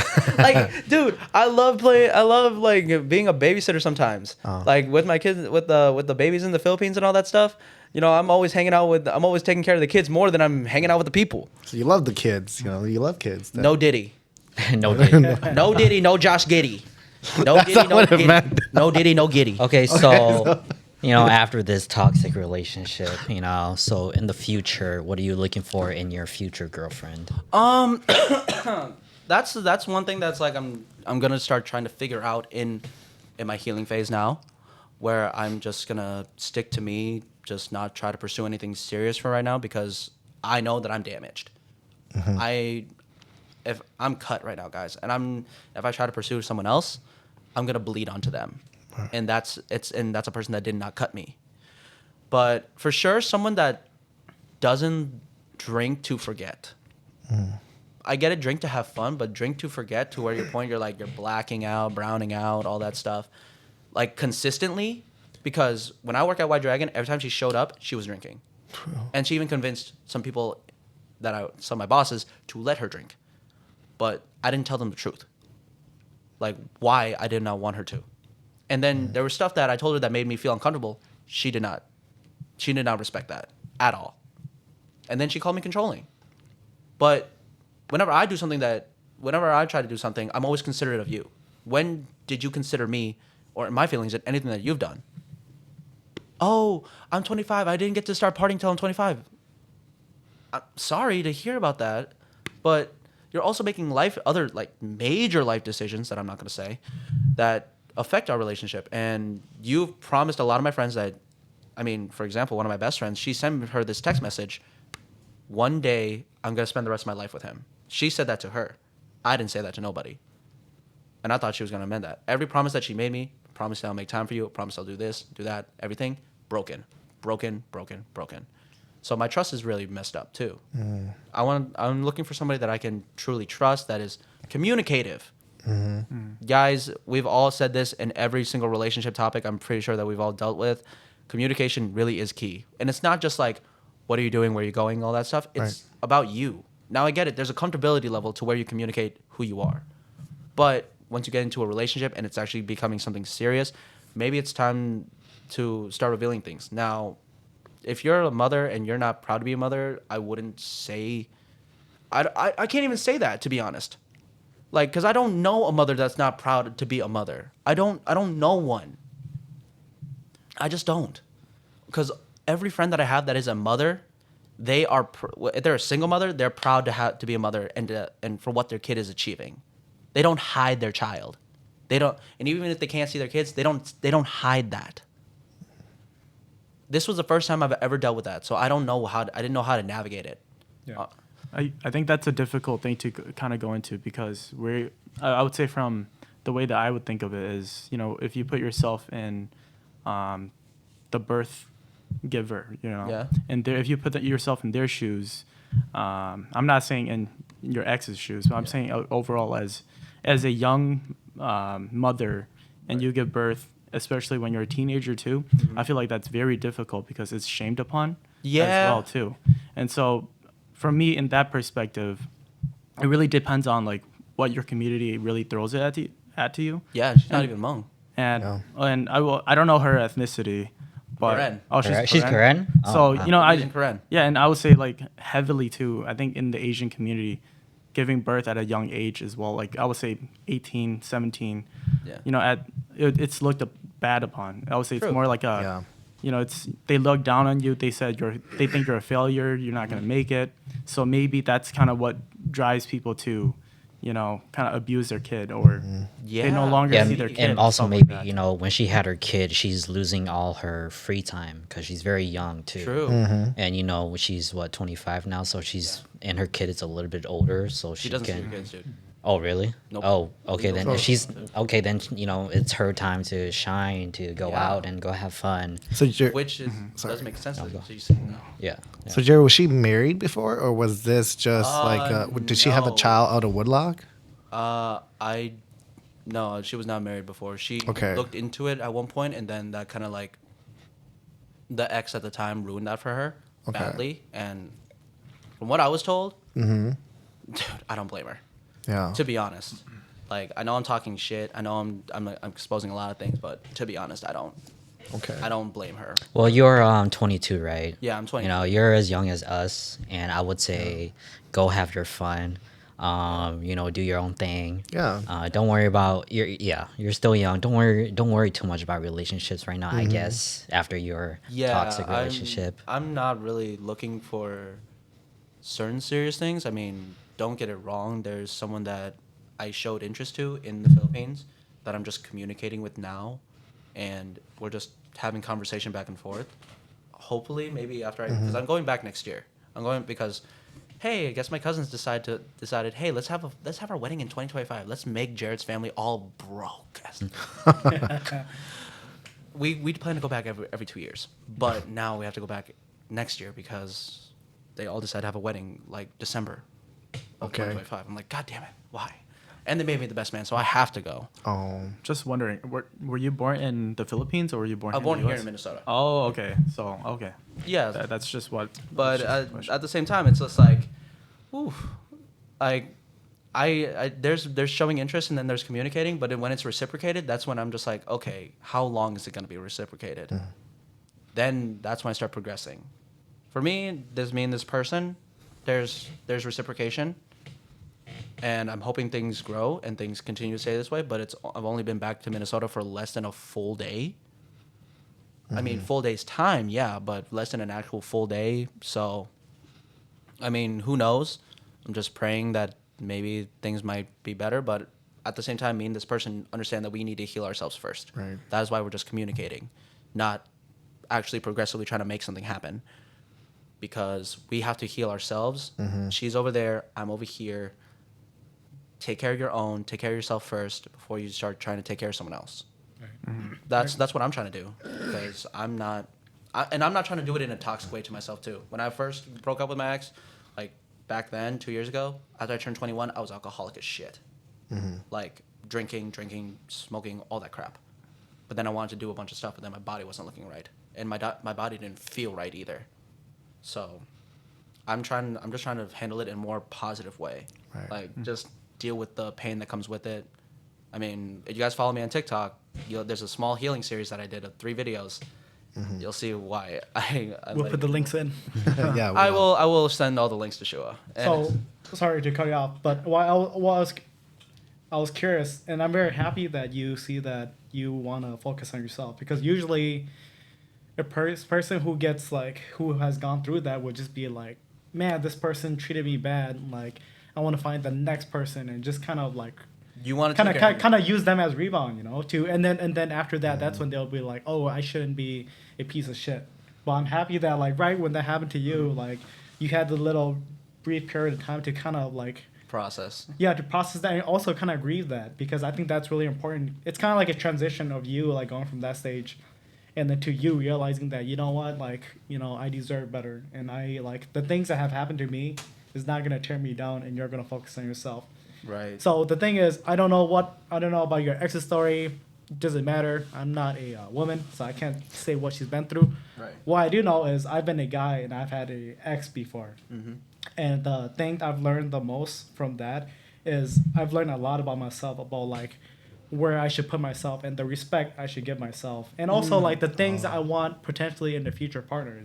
Yeah. Maybe I was a different guy before my relationship started, and I would think back damn, like, am I still the same person, or am I a person now who I realize more about myself? What do you think?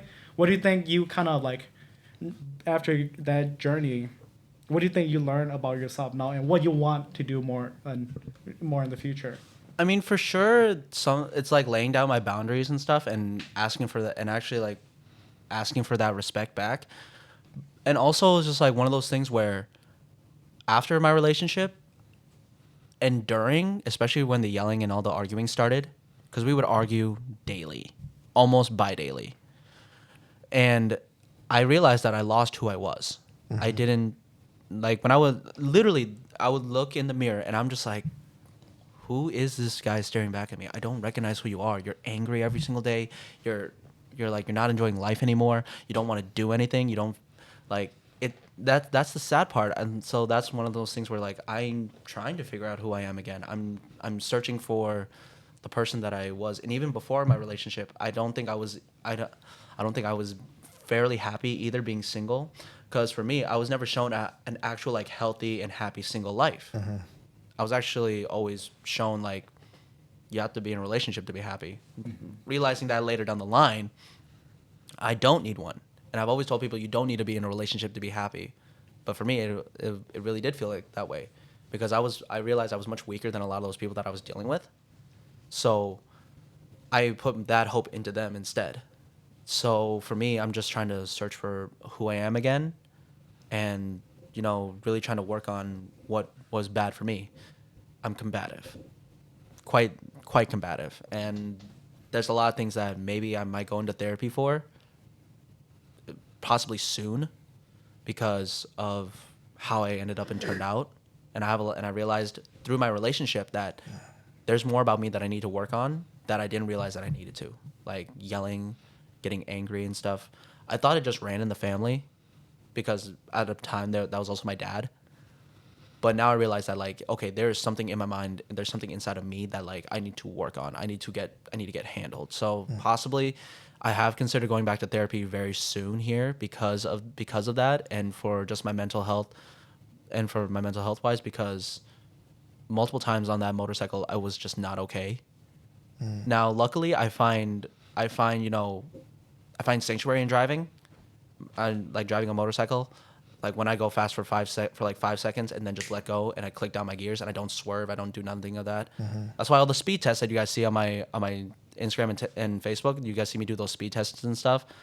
That's actually me just clearing my mind, or just going for a nice cruise down in the town.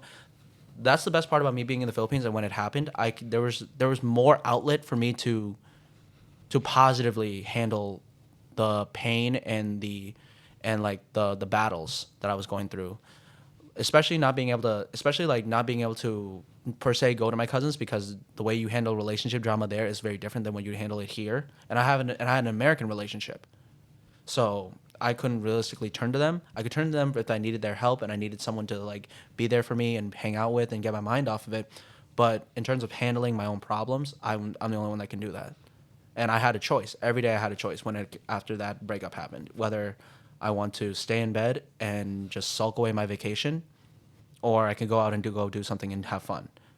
I chose the second option, whether that's driving all the way up to the top of the mountain, go seeing my friends, go to the school and hang out with some of the students and all that stuff, go to town, or go shopping and like go drive 30 minutes and go shopping at the local mall over there. Like it's called Grand Gaisano in Oslo, near the whale sharks.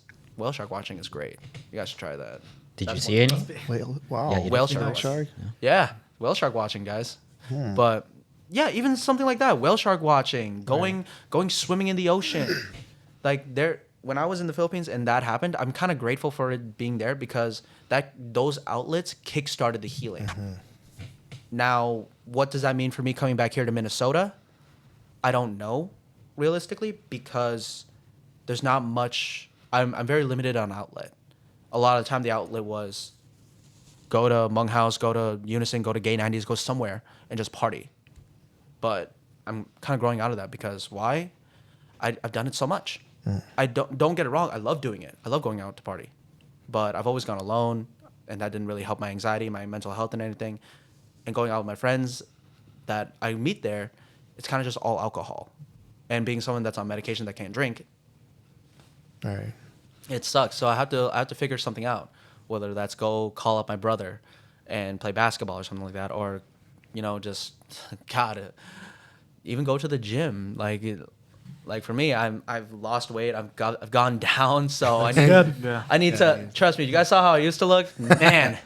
I would not be able to sit in this chair. But I would say when I saw you come in, I was like, where's the other guy? I'm like, but then I'm like, wait, no, he is the one. Yeah. So, yeah. no, it's just like those type of things. Like the gym has always been an outlet for me, but it's like there's Hey, also been an outlet of I didn't mean to cut you off, Jarrod, but let's come back. We'll come back to it. We're gonna have to take a break. We'll be right back, and then, we'll give you some outlets instead. All right, talk some more about it. So the great thing. We back. All right, Q&A session. Yeah, Q&A. So basically, we talk- we appreciate you, sharing your vulnerability I appreciate and you. how you feel. I guess it's time to go around the table and see how each of one of us deal with, how, when we're stressed out or when you're, angry, just how we deal with it. Yeah. How do What guys do deal you with what do you all do? We're gonna Yeah. start with John. So this is gonna be it? kind How of do you like a guys deal with, session. mental health Yeah. battles? Yeah, basically, I'm pretty fortunate because this guy's my brother. Oh, really? Yeah. Yeah. They look alike. They have their own podcast. Yeah. Yeah. So So the thing is, I have a pretty big family, and thankfully we're like the second youngest one. Oh, okay. So the good part is we have like a few siblings who are older than us who we can kind of go for guidance. Oh, okay. Yeah, like for example, and the thing is, this guy, he's like 7 years apart from me. Oh, just So- like me and my sister. Yeah, so the thing is, it's like a big gap, and versus like me and my older siblings who are like almost like 2 to 3 years apart. So we all kind of grew up in one same generation. So we all kind of had to go through the same hurdles. So for example, my older sibling, it was to the point where like they were like, no, you can't go outside, you can't like date, you can't do all these other stuff. But by the time it came to me, the rules were kind of like broken like enough, or it was kind of like There's more leniency. yeah, exactly. So then we got to the point where like by the time I became a adult, I was able to learn more and do more things. And so because of that, I was able to communicate to my siblings more. And then to have like that circle or that foundation to help support me whenever I feel stress or stuff like that. Like for example, if I'm saying like, hey, there's this girl I'm interested in, I want to go talk to her. I could go to other siblings and be like, hey, what do you think? What do you think the game plan is? Oh, damn, I wish I had that. No, Damn, exactly. I wish I had that, dude. No, For real. and the thing is, and I could go to my sisters and be like, hey, does this look good? And they'll be like, no, that looks like you gotta change. Oh, dude, I'm so jealous. Right. No, exactly. And that's what I'm saying. For me, Yeah. I'm fortunate. But the thing is, I do like there are other families who they don't have that opportunity. Like probably like you. Yeah, who, my older you know. sister and me are not close. Yeah, and the thing is, like for me, I have that network. So my advice is to really tap back into that and tap back into like the people around your circle to kind of Lean on. yeah, to lean on, because the thing is, it's not like I had that relationship right away. Right. When I grew up, I hated like a bunch of my siblings because that's how it naturally is, Sorry. Like Yeah. you see, like obviously the parent says there's no favorite one, but Yeah. Who is the favorite one, huh? There's no favorite child, but we do spoil this one a little bit. Exactly. There's no favorite one, but this one got a card before everyone. And so the thing is, like it gets to a level of maturity until you all realize that, hey, we're all actually playing the same game, and we're all on the same team. So how could we actually like, instead of using this as a way of kind of like trying to hinder each other, of how we can actually help each other. Right. And then so that's, for me, they have become a big circle of support. I also have like great cousins who I'm like really close to, who like, and the great thing is like it's a good mix of guys and girls. So I like the girls, and they're around my age. I'm like, hey, like let me know the biggest scoop. Who's the biggest in the K-pop industry right now. And So you can help. That's how you know you're dating a K-pop fan. and then for the guys, I'm like, yeah, let's go grab a drink or something. No, for so real. yeah, so for me, that's how I deal with it. And the thing is, like, I've had times where like before I've decided to reach out to be like, hey, let's get close, where like there were times when you are alone and those are the hardest time. And and it's actually like what you said earlier too, that you don't want to become a problem or you don't want to hinder other people. But then you do also have to realize that there's a point where like if you see you do need help, it is Reach good. out. Yeah, it is good to like definitely reach out, because like who knows, maybe other people might be going through the same thing, Right. but they just might be thinking the same way you are. We're just saying like, oh, this person looks like they're doing fine. Their Facebook is showing that they're having a blast, so that means that I cannot bother them. Right. But it takes the first step of saying and acknowledging that you have to reach out. But that does not mean you should take advantage of people who are listening to you. Right. Yeah. Take it, like, try to handle your problem yourself first Yeah. to the best of your ability, and then if you hit a brick wall, that's when you should probably be like trying to ask for help. Yeah, exactly. Just don't let it sink down to the level where it's like, okay, I should probably not talk to my friends. I should probably call the hospital. Yeah, no, exactly. Or else if your friends are like, hey, like I'm willing to listen, but then I'm not a therapist. Right. So, like, Yeah. just take that as your disclaimer. Yep. That like I am only here to listen, to absorb. And if they're willing to tell you the advice, be willing to listen to. But Yeah. if it doesn't, again, it's like a take it or leave it thing. Yeah, exactly. And the thing is, they're doing their best. You can't really blame them for like of them being like, just be happy. You'll be like, thanks. That doesn't help, but I'm still thankful. Yeah, right. And some people aren't emotionally or mentally equipped to handle your problems. Yeah. You have to also understand that too. Like, that's why I'm very selective with who I open up to, because not everybody's ready to like be like, okay, whoa, Jarrod, I don't know you that well, so what the heck. Yeah. No, exactly. Yeah, agreed.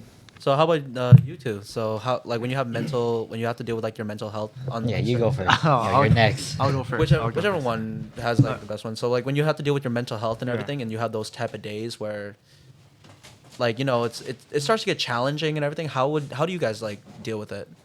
So I'll go first. Yeah, of So, course, you're next. Yeah. So typically, like since John had explained it that we were brothers, I as the youngest, I've always had like the big support. We had a really I had a really good support in my family, but because there is that big age gap, right? And as the youngest, like there is that isolation alone, where you're mostly independent, And for me, I felt that a lot, and that's why it pushed me to want to go to school early, as a kid, to make friends, to see other people who are my age as well too. And so, because I did have like a good support from my family, I got to know a lot of my like friends who I went from elementary school to middle school to high school, and then even college too. We all stayed connected to each other, and we partied with each other, and we like hung out with each other. And I feel like I thought it's such a normal thing for friends to like you have friends where you grown up with, and you keep all the way until the end of college and until forever. But it's not always like that, and I always thought that was a reality. And I would say for Nevin and I, we're fortunate enough where we went to elementary school together, and then we made more friends where we stayed in a group together as well. And pretty much we gotten so close where Nevin and I, we have our own podcast together, and then our buddies, we're always either if we want to hang out, we're always getting together, even though we don't see each other as much as we really want to. Right. We're always in contact with one another, and we're always like keeping track of each other. And so I would say that even though I have like a good support at home, I also have a good support from my friends as well too. And then however, like there are some times where you are alone by yourself. And like what John said too, where you really have to, well, I guess for me, where I kind of learned that you have to be okay to be alone and really reflect upon like what are some of your life goals, and what are some of the things that you want to accomplish as a individual as well. And I feel like it took me a while to really figure out, this is what I want to do with my life, and this is what I really want to associate myself with in the future. And so, that's why when I started my podcast, I was like, Nevin, it's like I'm starting this podcast. I told my group of friends. Nevin got into it as well too, and then we both worked on it. And then I told him my ideas, and I really advocate for the podcast that we're on, the late night talks. But and even still, like I feel like just having that good friendship and having that good connection with one another, and then also having my family in the back too. It was something that I feel like I had a really good support, and then it also drove me to kind of like push myself into more music things too. So I also do music as well. Oh, that's awesome. Yeah, and so that's also another thing is where music also plays a big role as well, where I'm able to really express the things that I can't really say to anyone. It's like the dark, like the very deep dark things that you don't want to tell anyone. Yep. It's where you would kind of implement it into music, Yeah. and so in a way that's also a way that I express a lot of the other things that I would do in music as well too. So to me, that's how I'm able to really cope with a lot of my mental health as well. Oh, okay. Yeah, so That's good. that's how I would deal with it and kind of like just go through it with everything. But of course, like there will always be like dark times and everything like that. But I feel like from the experience that you were telling us when you were in the Philippines and how you were driving your motorcycle, you didn't want to let go, but your muscle memory just made Yep, my muscles were Yeah, not, right. my muscles told me something else. It's just like right. my mind told me let go, but from everything, from all my nervous system and everything, I kept letting go. I kept letting go of the throttle and even decelerating my gears. Right. And it's because you know that there's something else for you out there. Right. There's more for you to do, right? And so I feel like that's exactly like how you know that you have something better and there's people waiting for you at home. As Yeah, well, too. and I'm lucky that Exactly. there Yeah. is somebody waiting for me Yeah. over there. So Evan? Well, for me, as a very independent person, I tend to do things by myself. I really think to myself. I talk to myself in my head. Music really helps me as well. I listen to metal and rap, so those are Okay. the two genres that really help me get through things as well. Yeah. There are times where I do struggle, and I just talk to myself in my head and be like, just try to get through it. The next day will be better for sure. Also very like self-affirmation. Yeah, And from my mom's side, I am the oldest cousin, Oh, okay. and I try to set an example for them as well. I don't want to ruin my reputation or my life, and I don't want them to follow me. I want them to go to school, be a good person, and just try to be the best person you can be. That's really how I kind of deal with things. Just try to just go through life. It's okay if things go wrong. If you need help, go ask for help. Right now, I'm doing fine. I think just career-wise, I'm trying to seek a guidance counselor or career counselor. Okay. I'm trying to see what I can do in the future. And I got things going on. I got the podcast. I got this. I'm trying to DJ too. And I'm trying to like Sweet. do music on the side. I'm trying to like do a lot of things. I'm trying to have fun in my 20s right now. Yeah, So right now I'm doing fine. But yeah, I'm just trying to live the best of my life right now, especially in my 20s. Yeah, I wanted to actually ask you about like being the oldest cousin. So like, does that not? So do you have those days where like setting that example and obtaining and maintaining that reputation, like are those like when you don't those days, like don't you have like some of those days where just like you kind of like have that little self-doubt? Because I kind of go through a little bit of the same thing, but for me I do have that self-doubt sometimes because of experience wise and how known my life is. Yeah, sometimes. But I talk to myself. I'm like, hey, like you can get through this. You're living fine right now. I'm literally living okay right now. Got through college, getting my master's right now. Oh, shoot. Yeah, and then got a good job.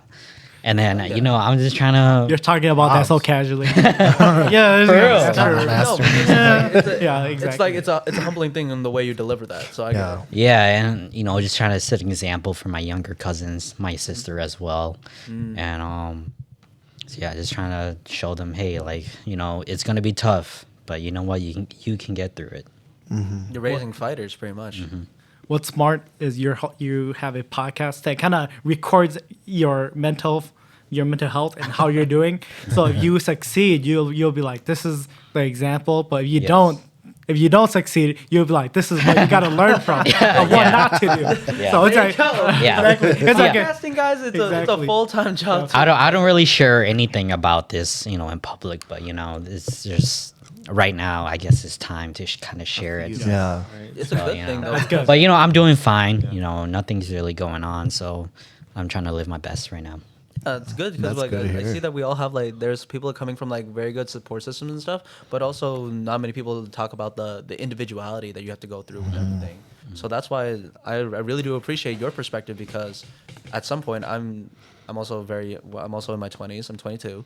There's a point where I'm gonna have to grow up like that, get into the real world jobs and all that stuff, seek what I can do, and I don't know how to deal with that mental health portion. So I really do appreciate your perspective and what you just said, because now I know how I can. That's another method of how I can progress through that adult life, because I'm not living on my own either. So when I do live on my own, I'm gonna watch this back and listen to what you just said, because I know for a fact I'm gonna need that type of help. So I really do appreciate you for saying that.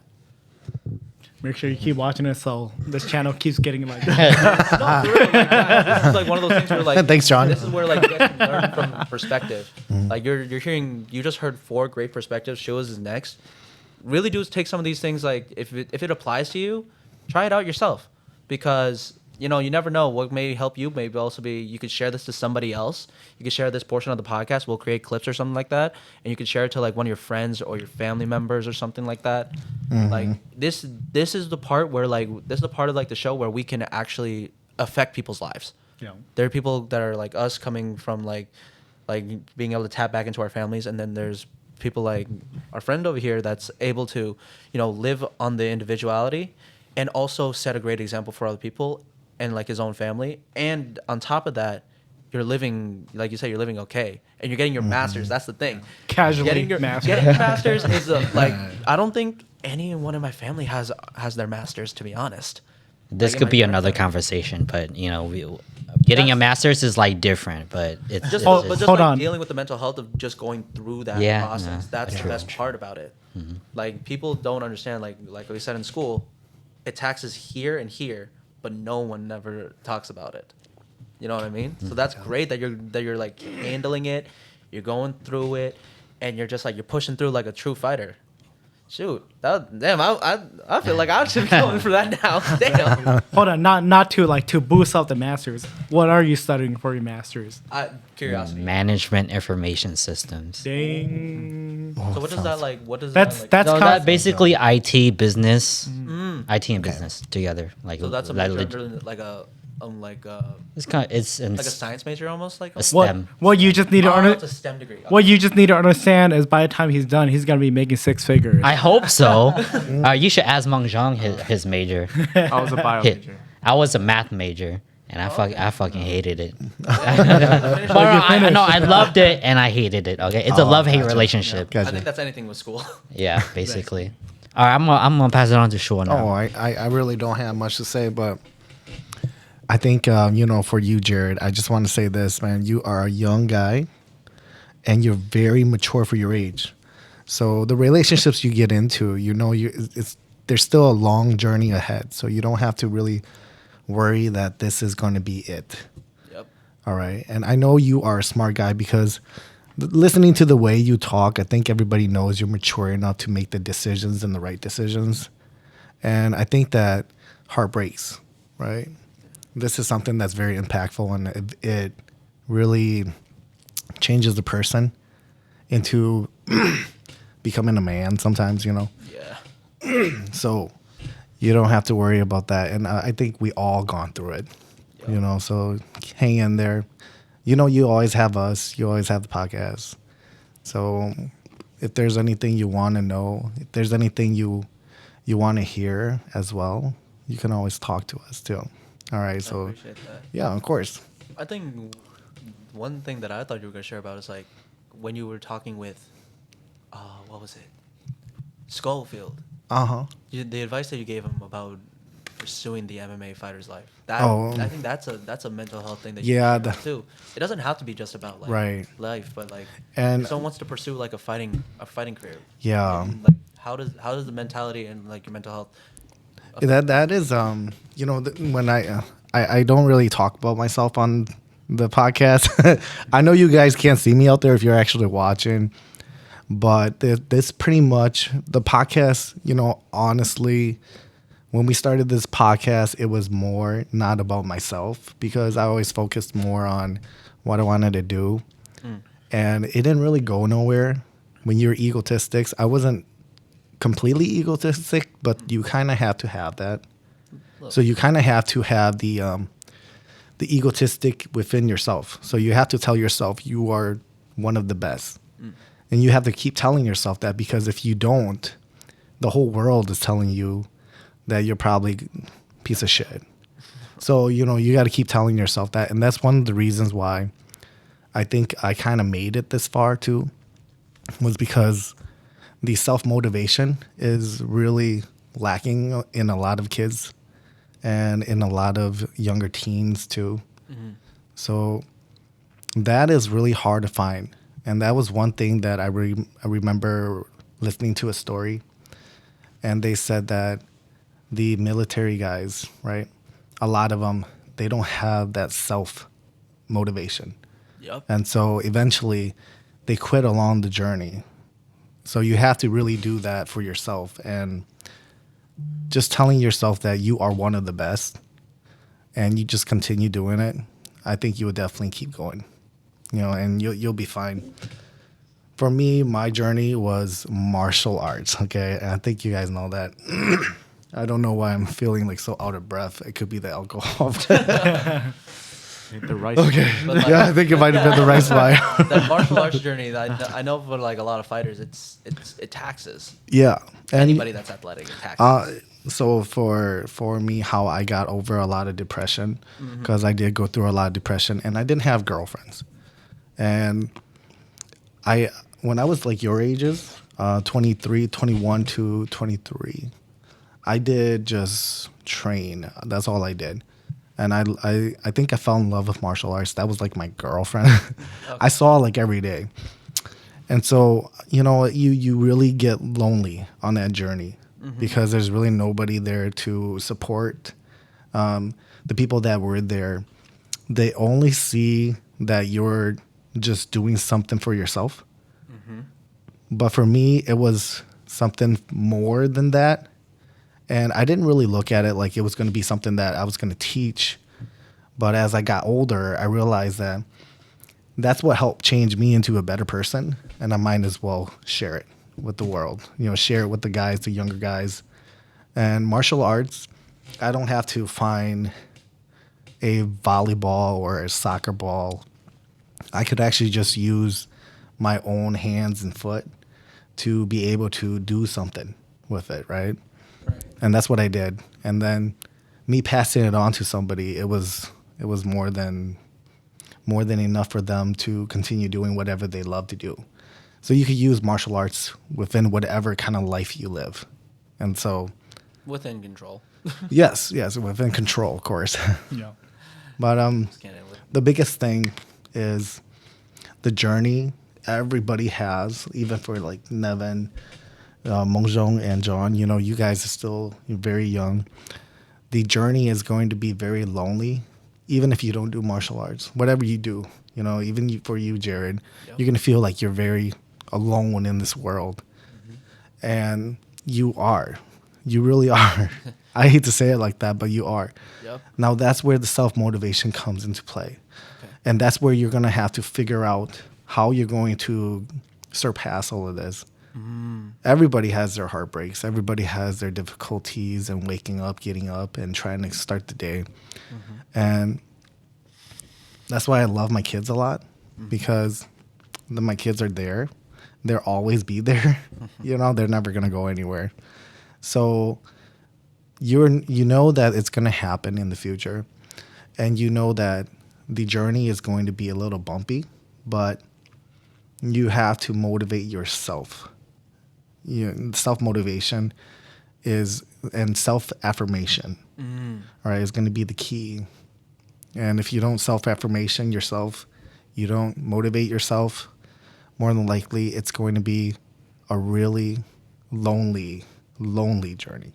True. The only person that's going to help you guys is yourself. And so that's what I have for you guys. If you guys want to keep talking to, I would like to keep talking to you guys so we can keep carrying on. Yes. I do have something I want to ask Jarrod that I think it is really important. So it's hard for us four to answer because we are Hmong. Can you tell us to our potentially Hmong or non-Hmong listeners and people watching this how to be more Hmong? Because you said that when you came back to Minnesota, the Hmong community accepted you. So what about the Hmong community? Like, was it the way they looked, the way they dressed, the way they did their makeup? No, that I would that made you feel like so really connected. my journey into the Hmong community was actually through that business company.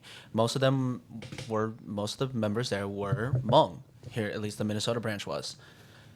Some Vietnamese here and there, but mostly Hmong and Thai and Lao.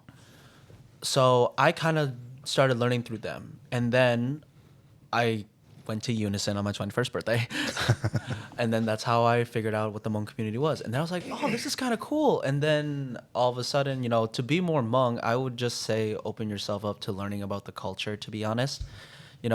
Especially because when I was told that Hmong people do not have their own country, that's what really made me want to be invested into the culture. I want to learn about your guys' history. I mean, I'm already a fan and a big supporter of your traditional garments and all that stuff. For us Filipinos, we have a barong Tagalog, and that's just like a see-through shirt. So if you want to be pretty much like a male stripper, go for it.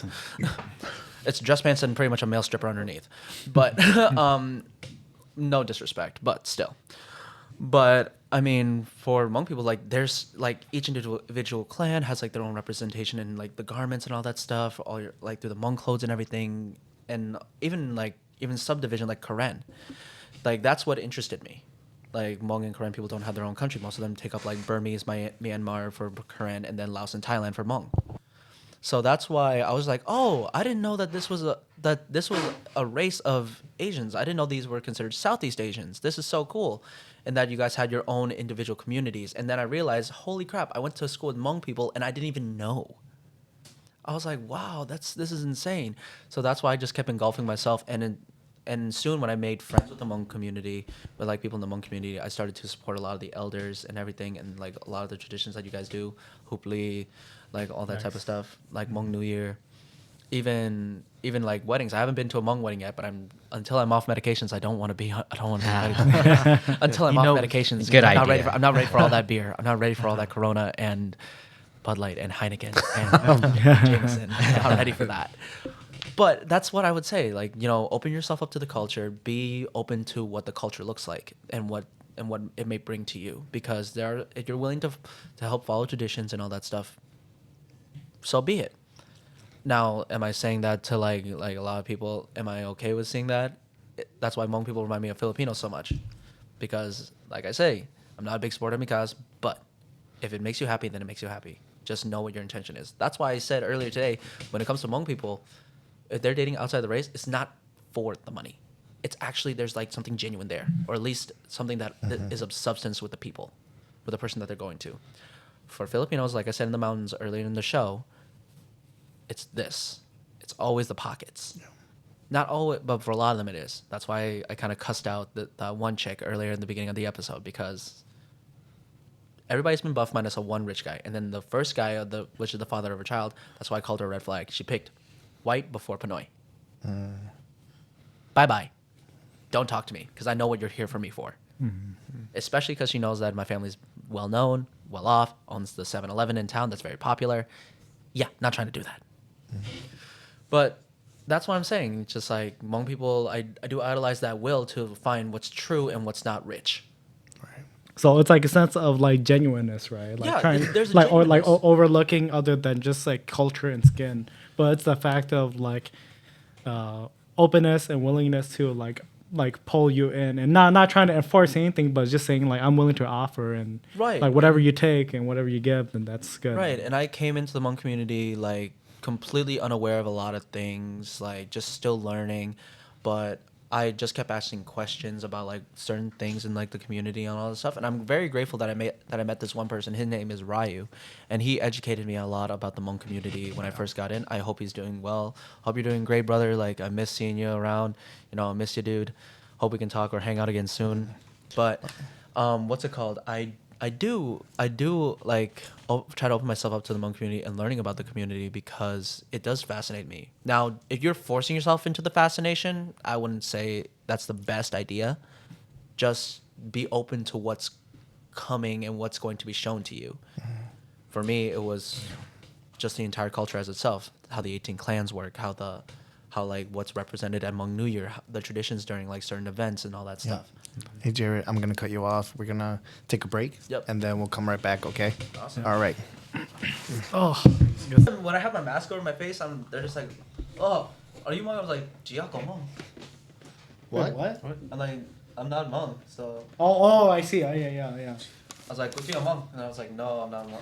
They're just like, huh? How did you know how to say that? I'm like, I just be lying my ass off. To them. I was like, oh, I'm half Hmong, half Filipino. I be lying my ass off sometimes. I do be trolling every now and then over there. It's like, so are you like Hmong, half Hmong? I was like, oh yeah, I'm half Hmong on my mom's side. My mom's a Bang. And then secondly, he's like, oh, you're half Hmong. I'm like, yeah, my mom's a Zhong. Nice. I'm glad you chose a genre. I'm like, I'm like, oh yeah, because I have videos of me on TikTok that one actually went pretty viral. I'm not gonna Which lie. one? I think it was.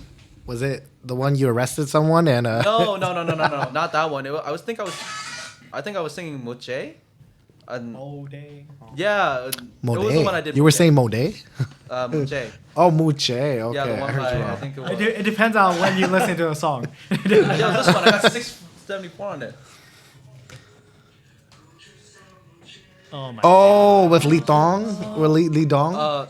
No, No, that's not Lee Dong, that's TJ Henny. This is Moche by TJ Henny. Okay. So I did hear that one, yeah.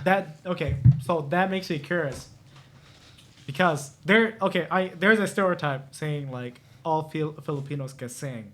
No. Yes, No. I've heard of it too. Yeah, I heard of it. Yeah. Yeah. I'm just saying, no, it's not true. What about this? All Filipinos don't sound bad when they sing.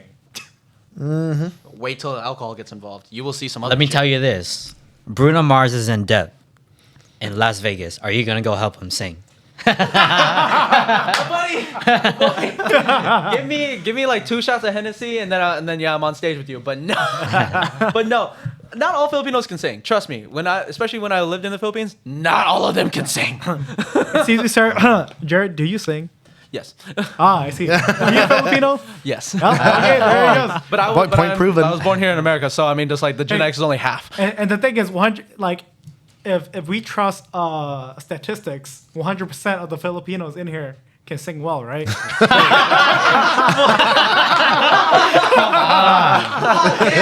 Damn, there You got him with that. Oh, John, man. Using the brain on us. Exactly. Just kidding aside. Big brain play right there, bro. Exactly. So, but jokes aside, so the thing is, like, you sing, right?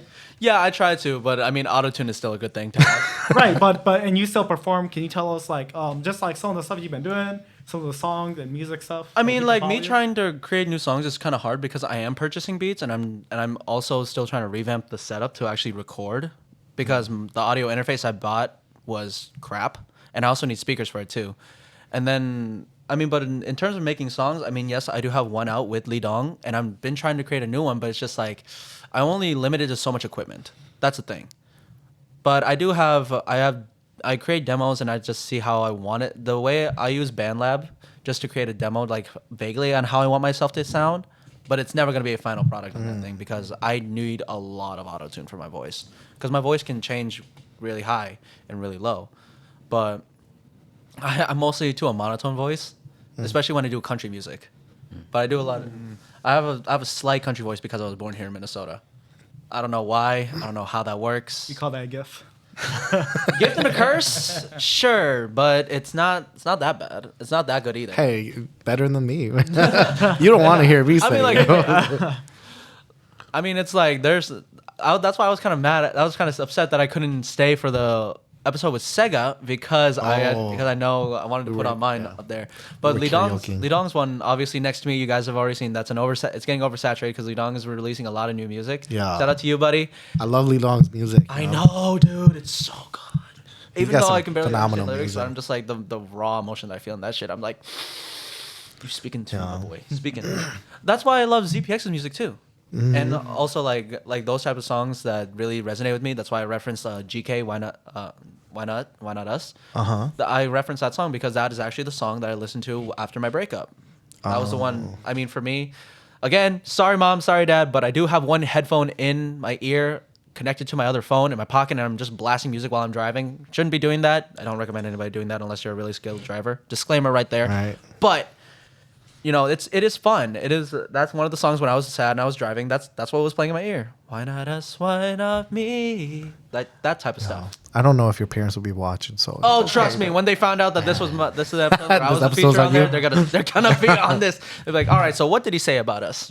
Hey, just tag them. It'll be fine. My parents actually don't have. That's the So funny thing. My parents let's have- go around the circle. Everyone's top 5 favorite artists right now. Oh, that's not bad. All right. Wait, Devin's general always or got the artists? good Wait, questions. Hmong or what? Who? It doesn't. We could do Hmong and non-Hmong. Yeah, Okay, yeah. non-Hmong Okay, artists, you first, Jared. Let's go. No, let's go this way. Yeah, let's go let's this go way. that Oh, with the loser first. Okay. I'm like, all right, my first. So we're gonna go non-Hmong, right? I would. Gosh, I need some time to think. Yeah. Yeah. Who wants to go first? Because I need some time to think. Nevin could go first. Okay, Okay, Nevin's first, got it. I'm gonna go Hmong. So it's TL, Blue Tao, Ooh. LP, Ballin Records, and Rare. Rare. Oh, they better be watching. You guys watching? And then for non-Hmong, okay, I'm gonna go my top 5 rap artists and my top 5 just artists in Yeah. general. Anything. So top 5 rap artists is not in order. Okay, so it's Tech Nine, Eminem, Big L, MF Doom, and Lil Wayne. I hope they're watching. Yeah, We'll tag. one of them passed away, but you know. Hey, he's watching. And then my top 5, just artists in general, is Ghost Main, Suicide Boys, Scar Lord. Who else? Fuck. I I never heard did, that yeah, one before. I didn't know he was an artist. Who? Which one? Fuck. Okay, I'll On the same say wavelength. Res Coast Grizz, and the last one will be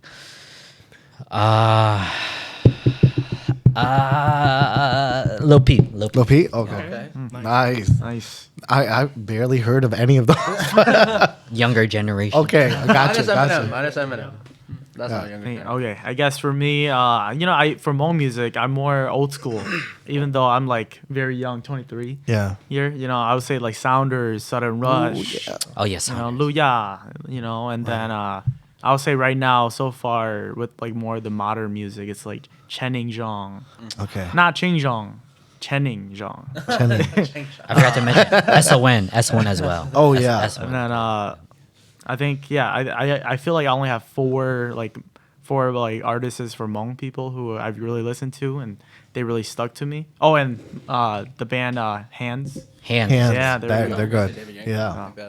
Davian's Yeah, good too. he's good too, but I would say top 5. He's not there yet. Okay. Yeah, top 10 maybe. Yeah. Is it because he's short? oh no, Is no, he- nothing against. I don't even know. Hey, nothing against David. Yo. He's like, I saw him in person. He's as tall as me, so we call him short. Oh That's shit. personal attack. Yeah, Yeah, Hey. I'm short too. Hey, I never targeted you. 5'7". Shit. I ain't hating, David. nice. If you're watching, I am not hating. and then my top 5 non-Hmong artists. Wave to Earth is my number one. Right now, Korean. Okay. they're Korean Oh, Korean okay. band. And then next would have to be, like Keshi. I I'll knew say it. He's Yep. a Keshi. top one, and then I'll say John Mayer is also up there as well. Oh yeah. Yeah, John Mayer is like a big influence to me. And then I'll say Ed Sheeran is probably number 4, and then number 5 would have to be, Dang, it's a tough one. I would say it have to be the Beatles. Yeah. The Beatles. Damn, that's old. That's classic. Ooh. I've learned to, I've listened to more of the music, and I actually, it's like more influential than Right. what I've actually thought it was to be. For sure. Their music is good. Yeah.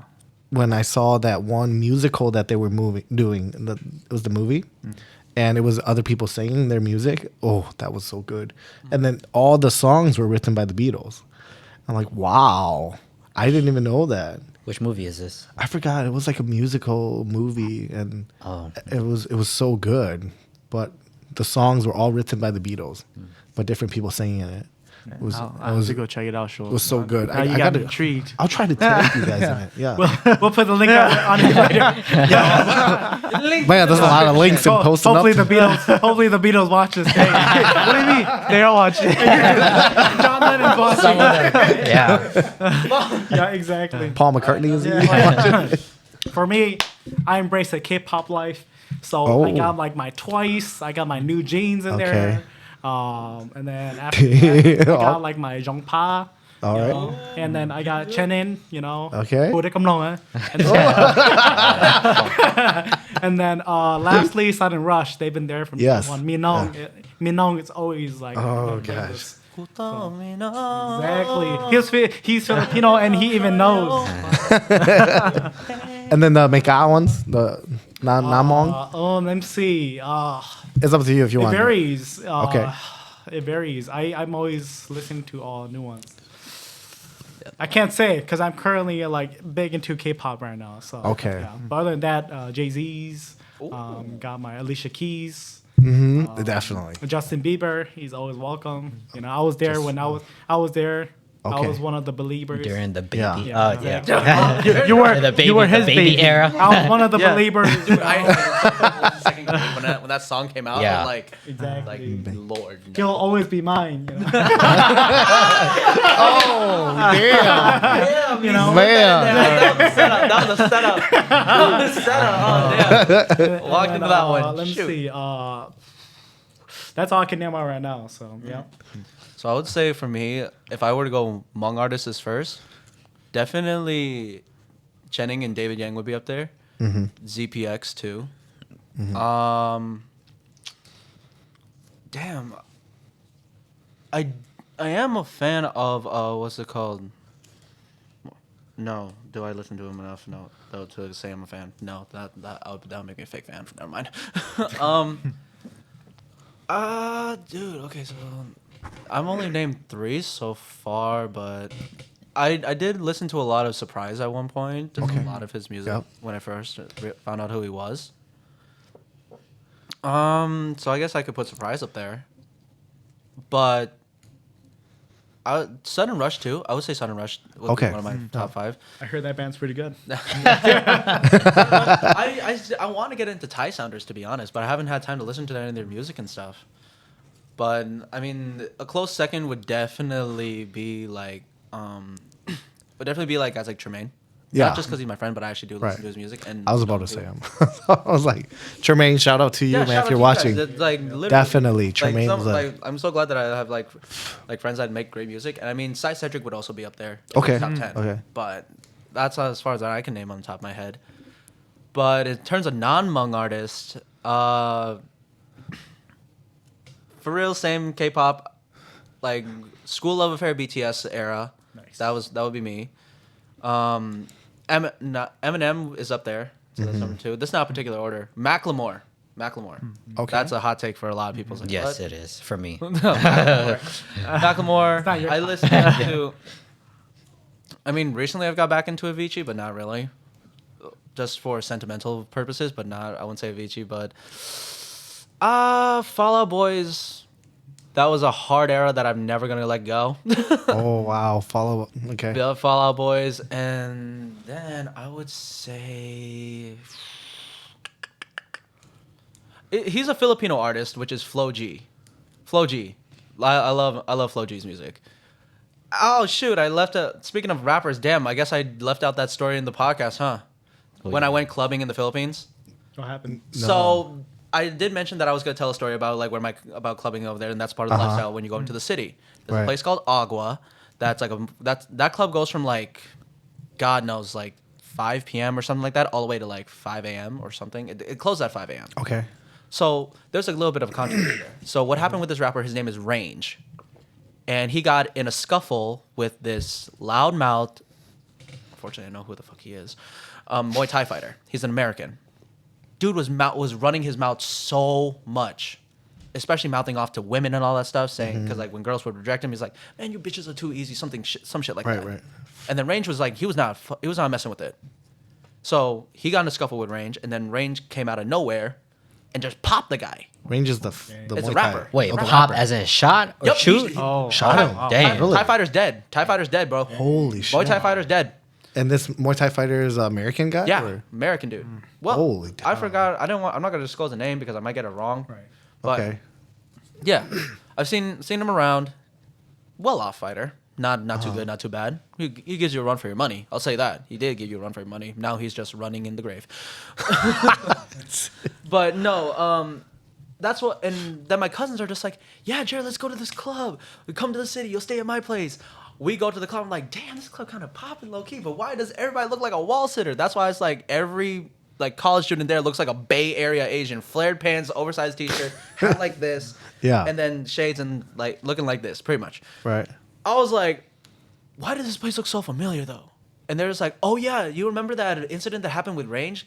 You know, everybody's making jokes like his song is called "I Shoot Different," or like there's a lyric in a song called that says like, you know, "I shoot different," this and that. Mm-hmm. Yeah, they took me to the club that the fighter got shot in.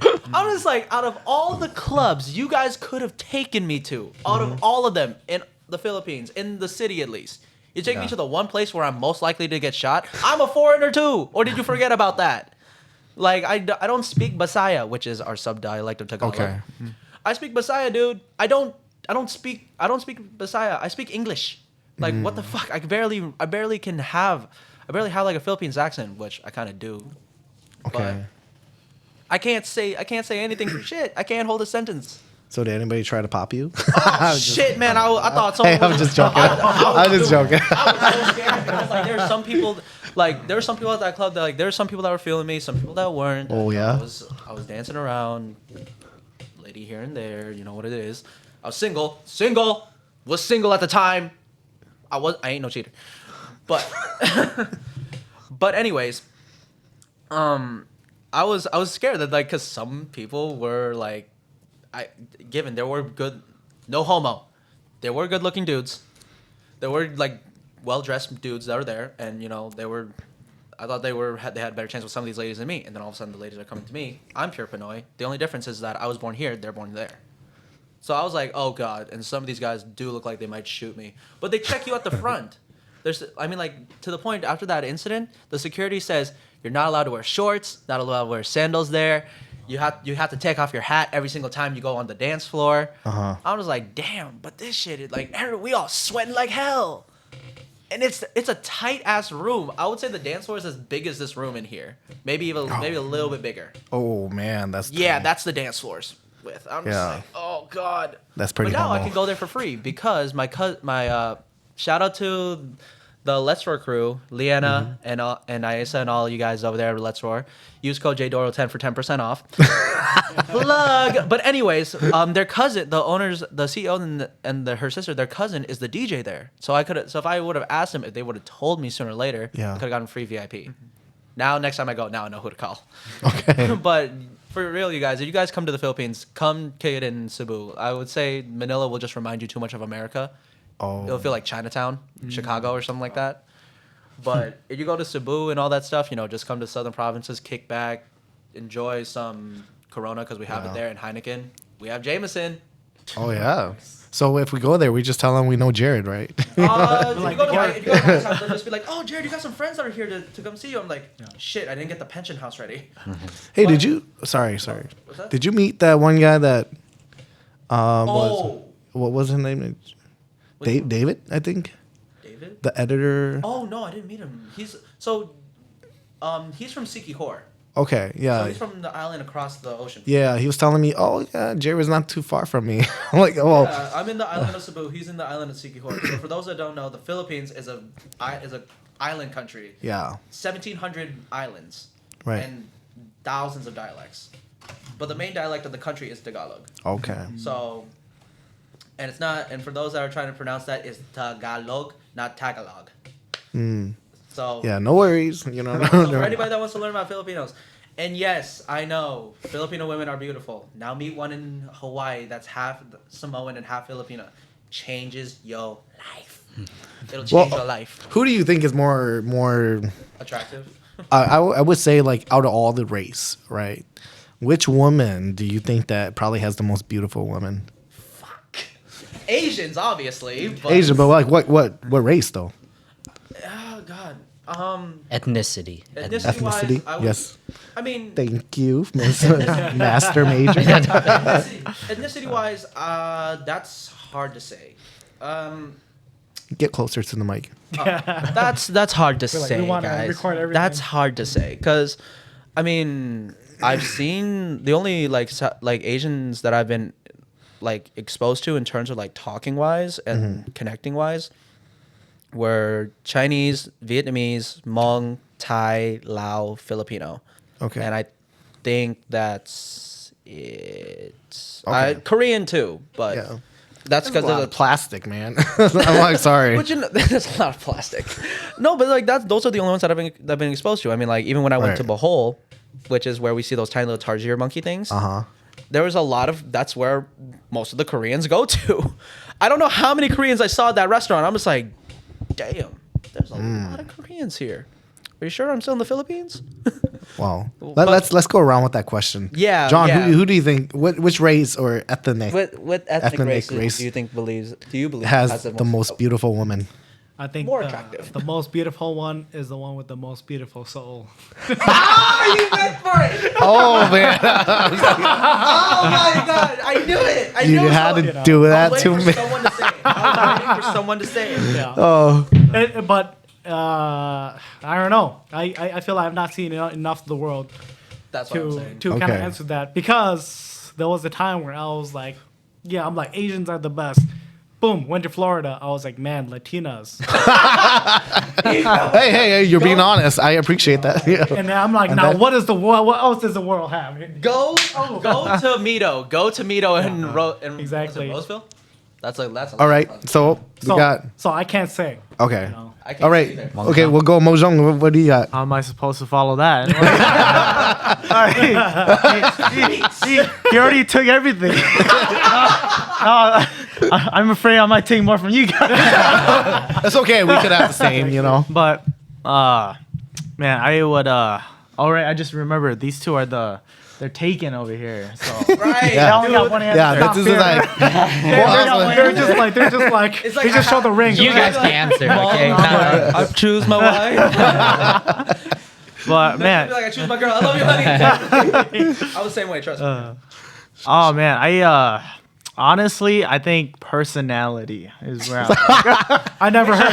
Hey, I never- Ethnic personality. what in the city does personality live in? What country does she belong? it's near their chest and down below. Hey, yo. I'm just kidding.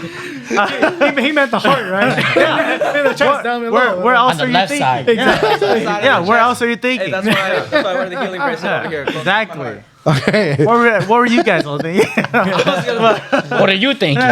Come on. Personality is also subjective based on your environment. That's why I asked ethnic personality because Yeah, Right, right. ethnic personality. But Okay, how about just like, one race? Just yeah. one race. Okay, Mojong, just one race. just for one race, I feel like I would always choose if we're talking about race, then I would choose Asian. But then for ethnicity, I think I would want to. I think the most beautiful that I've seen would just have to be like Korean right now. Korean. Yeah, just because. Oh, Yeah, okay. just because I would say the beauty know standards what that you they have. Yeah. And just kind of what I've been influenced, with K-pop and everything. Is, Yeah, right? that makes Right. sense. Yeah, and then also, the Korean dramas I've seen, Yeah. like that's kind of what I am really attracted towards. You're being brainwashed. Hey, hey, I'm kidding. I'm Let's go to kidding. Florida. if you believe The diet and way they've maintained that is bad, but you know what? The results are great. if you believe that it's real, it's real. Okay, but no, yeah, but I think for sure, I definitely Okay. do think it's what I've kind of like watched and you know What what, you were exposed to. yeah, what I was Okay. exposed to. All right, Nevin, now. you got 2 minutes. 2 minutes. Well, I would say all is beautiful, but the most beautiful is my girlfriend of 6 years. Okay. Okay. Yourself a hole. You put the dirt back in. Yeah. Oh, yeah. damn. Sure, you got to beat his number. I She's watching. I'm sure she is. Oh, I probably say I've always thought about this. You know, I always thought about it too. So I always thought Cameras all zoom in. the Hmong ladies are the most beautiful. That's what I always thought because the Hmong ladies they could look like Chinese, Korean, Cambodian, Lao. You know, they could look like every other ethnic group or ethnic race. So I would have to say like just the Hmong ladies. Dude. You know, they some of the most beautiful. Majority of them are kind of, plump now, but if they weren't, they are probably some of the most beautiful people. It's only because they're in Minnesota. They got to keep that for the winter. Keep them warm. Oh yeah, John, you said it best, man. Y'all wonder why I grow my hair out so much during the wintertime? It's cold. I need this. I need the fur on top of my head, guys. But no, that is true. Because there's some Hmong people that I met. I thought they were Filipino. Yeah, I was just like, no, I'm purely Hmong. What? yeah. Like Where? just, I've seen some Hmong ladies that look so Jamaican, but they're straight up Hmong, and they speak Hmong so clearly, and they're like, no, I'm not even Jamaican, I'm Hmong, 100%. There's some Hmong dudes And there's that like- were Latino. Yeah, I know that's the thing, and that's why I would say like, the Hmong. I think people, when I was growing up, people hated speaking Hmong and just like the Hmong race for some reason, Now they But love you. but for me, I just love the Hmong people. I've always loved the Hmong people, so that's why I married a Hmong lady, and that's why I'm still with her after 8 years, 10 years. I think I got that number wrong. So Commitment.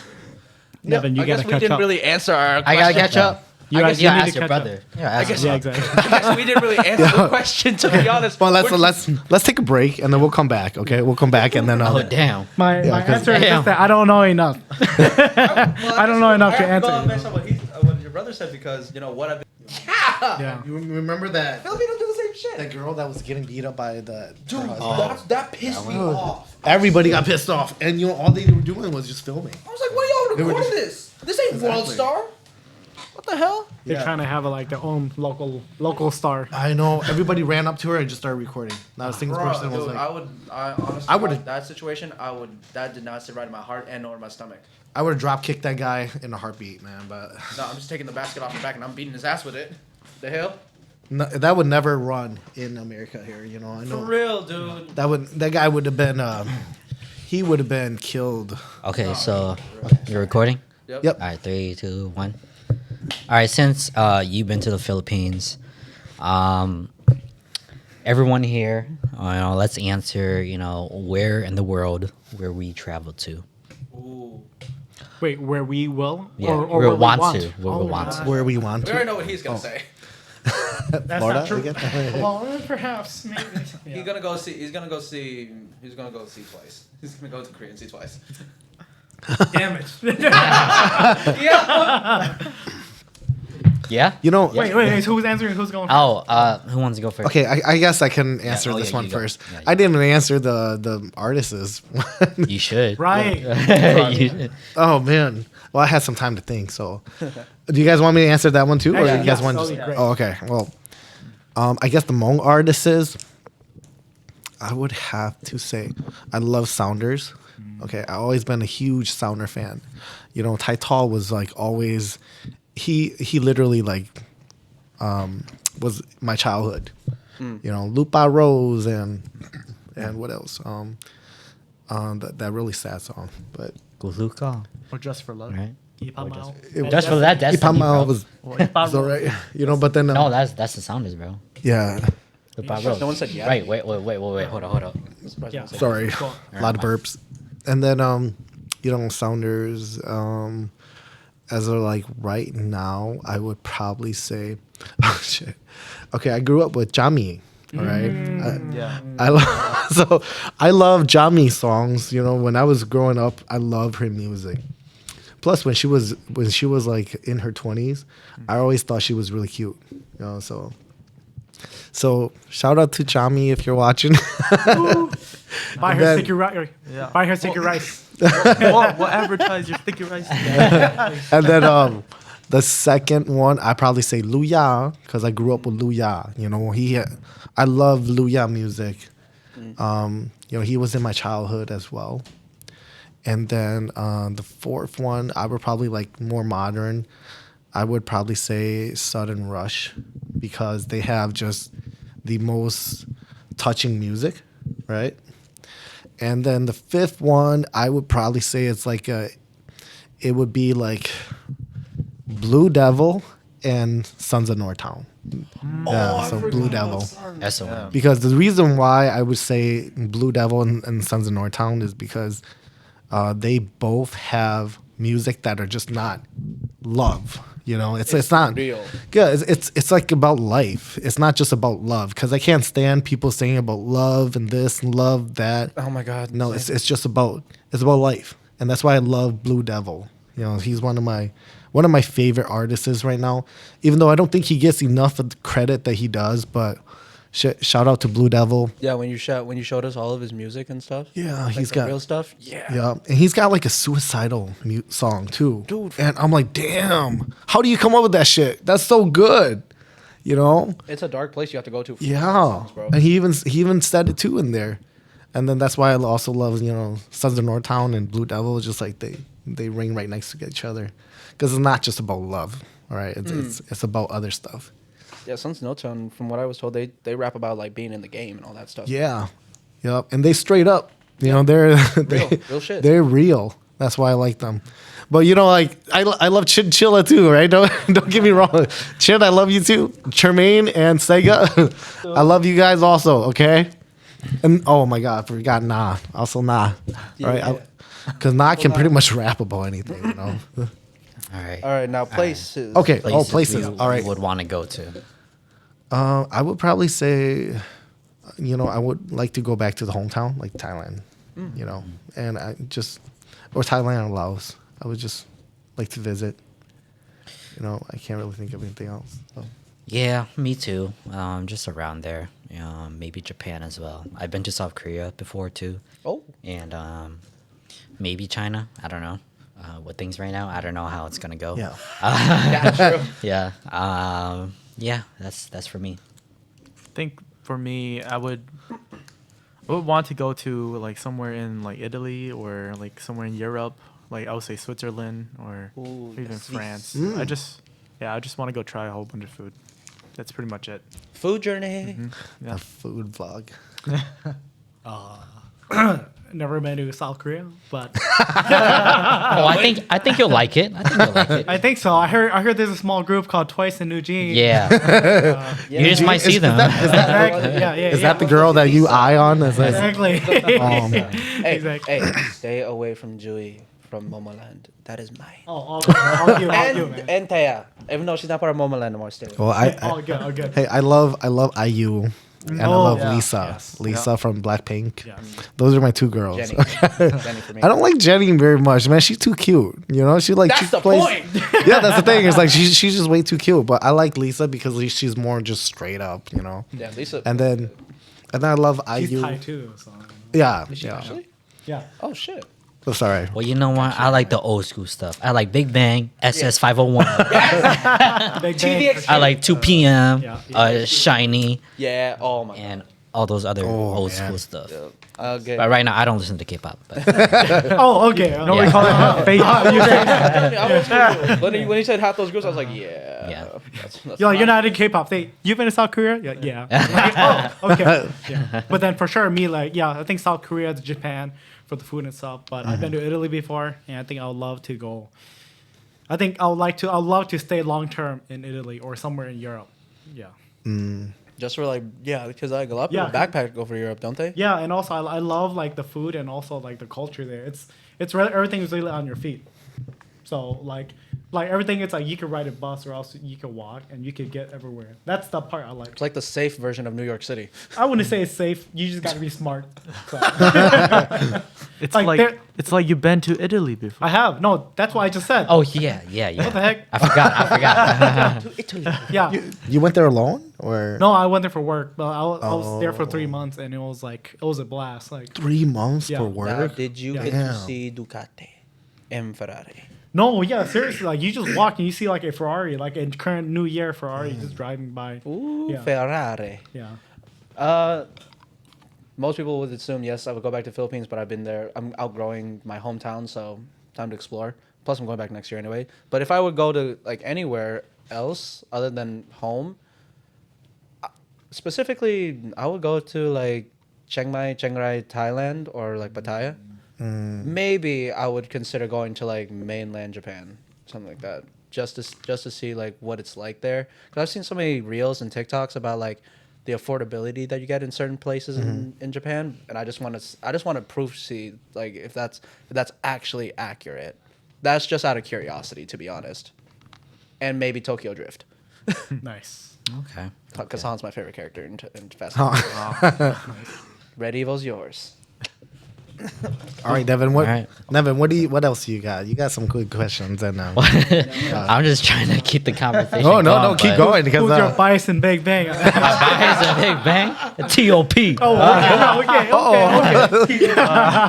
That's my guy right there. But you're not into K-pop. Yeah, I'm not. I actually don't. I used to when I was a kid, but right now I don't listen to K-pop. Yeah. It's just metal and rap. So So have you been to like any of your favorite artists' concerts before? yeah, for sure. Which ones? Ghost Main.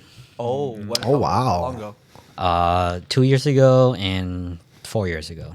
Oh, Yeah. So post and pre-COVID. Yeah, Damn. basically. Yeah. So have you guys gone to any of your Hmong favorite artists? I've been to so Yes. many. Dude, you just go to Unison, you just go to Far East, you just see them. But I don't go there though. I just Dude, most of the time you just see them.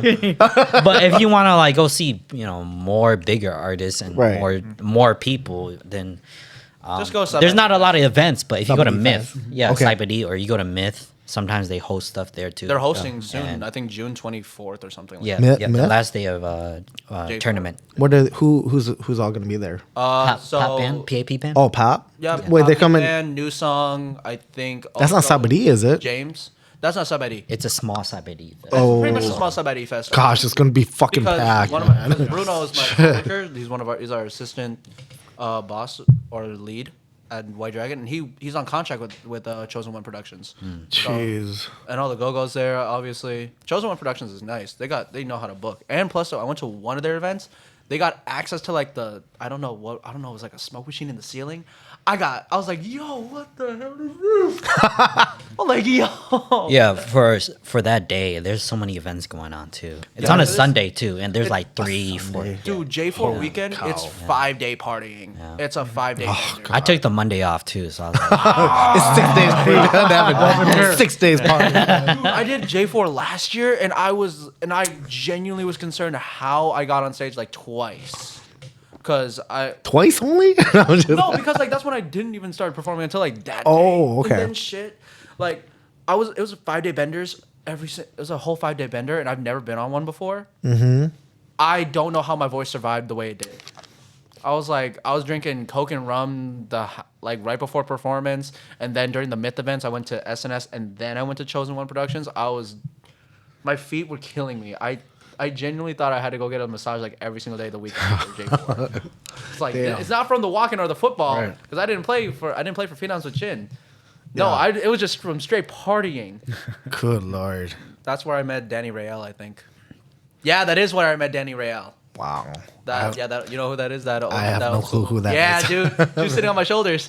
Oh, wow. okay, That- all right. Wait, what? I was like, Okay. I don't care if my hair is nappy as hell. I'm living life. Danny Rayel sat on your shoulders? Yeah, so it's this. That's a chick on- girl? Yeah, it's a. Yeah, she was like a one model. of like. Wasn't she like one of the original What? first ever Yeah, she's import a- models? I thought that or was a something like guy. No. Damn, Danny sounds like a Rail's guy. Danny Rail's a girl. Must be nice. It must have been a Filipino thing. No, is she? I thought she was. No, you being Filipino. Yeah, I don't know. I was just. She might have been vibing. like- It was my hair. It was my curly. You got that Riz, huh? Exactly. No. She was like, I'm looking for someone to sit on, and he's got to be Filipino. There he is. This girl. She was really old. She was one of like the first like import models, I think. Runway models and on Instagram, on like YouTube and all that stuff back in like 2011, I think. Yeah. And then I didn't know that she was there. She went like partying and all that stuff. I didn't know. And then all of a sudden, everybody was like trying to like dab her up and all that shit and everything. Oh, I think I was there too. What was when she the went party with Peter? for? When she went with Peter and like all like I think what podcast was that? Oh, it was a podcast. Oh, I It don't was know. it was a podcast. It was crew. it at Myth? Was that? Yeah, it was at Myth. I think I was there too, but Dude, I was like in the front with all my boys, and then all of a sudden she just like I started turning around, she started playing with my hair, and I just had my camera out. I was like, "Yeah, let's go!" Jeez. I lost my shit that night, dude. I think I still have the video on my other Facebook account, and it's just funny. That is crazy, I know. man. I genuinely do not know how that happened, but you know what? It I saw you were there too. Like I said, found it. Was it That's that her night? right there. Oh my god. Hey, send me that clip. Send me that clip. we'll put the links to this on later. We'll share it. Dude, on whole. That is crazy. Like I said, man. Holy Bro, cow. and she liked the comment, dog. I was hyped as hell. Like I said, it must have been a Filipino thing. Oh god. That is Like- unbelievable. Okay. So Mojong, you're next. With, What was the question again? I totally forgot. Yeah, I don't Have you gone to any of like your favorite artists? Oh, yeah. right. That was my question. yeah, that was your question. Yeah, I guess like I've been to like the 2 Keshi concerts that were here in Minneapolis. Oh, the EDM. Yeah. Kesha or Keshi? Keshi. Who's Keshi? He's like he's a Vietnamese American artist Oh. that recently, I would say back in like 2019, 2018, where he Okay. got popular, and then just right after COVID, he got really popular. Yeah, he blew up. Oh.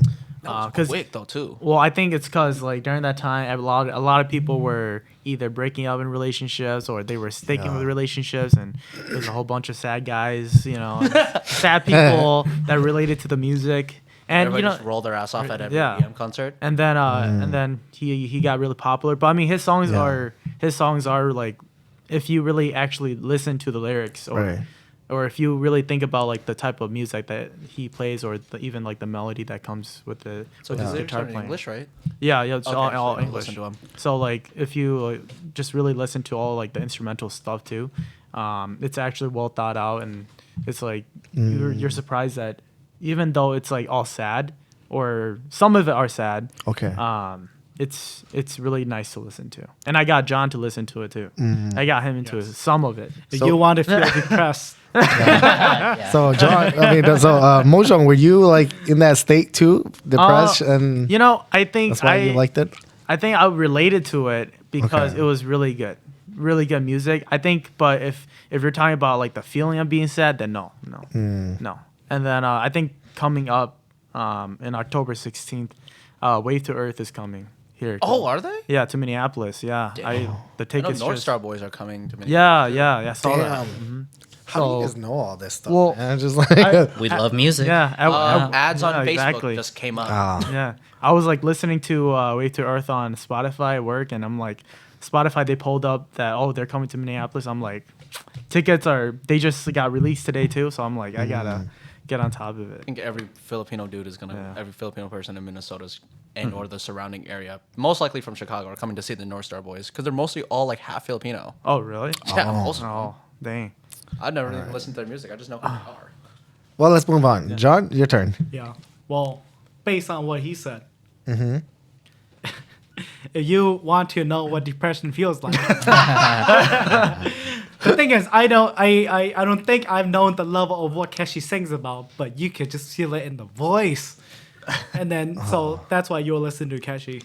But in terms of seeing my artists, I've been to like, I think, Sun and Rush. They came. I forgot what year, but they came. They came in November. I know that. Well, no, it's a few years ago. I know it's like for sure pre-COVID, but the thing is like they came. Oh right, no, it was right after they had like I think they had a few years hiatus, and they finally like came out to like do their tours again. They came out, and then I had the privilege of like being able to go to the place where they were staying and do, and they had like a little private practice, and oh Okay. my god, it was the best, probably the best like they've ever played and I've heard, and it was like really exclusive, and I was like it's like as far as I am from Usual, like that's where they were. Oh, and I got okay. to listen, and it was amazing. Wow, lucky you, man. Sun I can Rush, yeah. I can never I can never relate to that. Yeah, it was crazy. Yeah. What about you, Jared? In terms of my non-Hmong artists, no, I haven't been able to, and I wish I really could have gone to at least like a Macklemore concert at most. But in terms of my Hmong artists, yeah, I've gone to a lot of their like concerts and events and stuff. Obviously, Myth is a thing, and because Okay. I got to share the stage, I got to like at least intro. Yeah, a you lot- got to share the stage, okay? You know, no, you're in like the share the back. stage and like being on there, Right, being able to right. be like with like just to even intro some of them, like intro people like TJ Henny, intro Soul, Damn. like Martin I Hang can't- and all that stuff. Like that's an honor and a privilege I will never take for granted. Like it is, I'm truly grateful for that. I wish I could do it again, but you know things have changed. Right.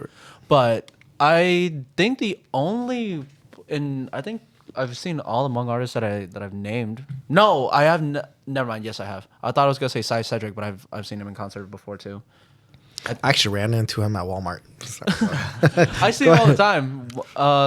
Little disclaimer: me and Cy might actually try to make a collab song together too. Okay. We'll try. We'll put the links in the future. There's a lot of shit I'm uploading. It's just scheduling. It's just scheduling and Okay. brainstorming. But yeah, no non-Hmong artists, Okay. but all my Hmong artists is yes, I have got to see pretty much a lot of them. Mostly at Myth.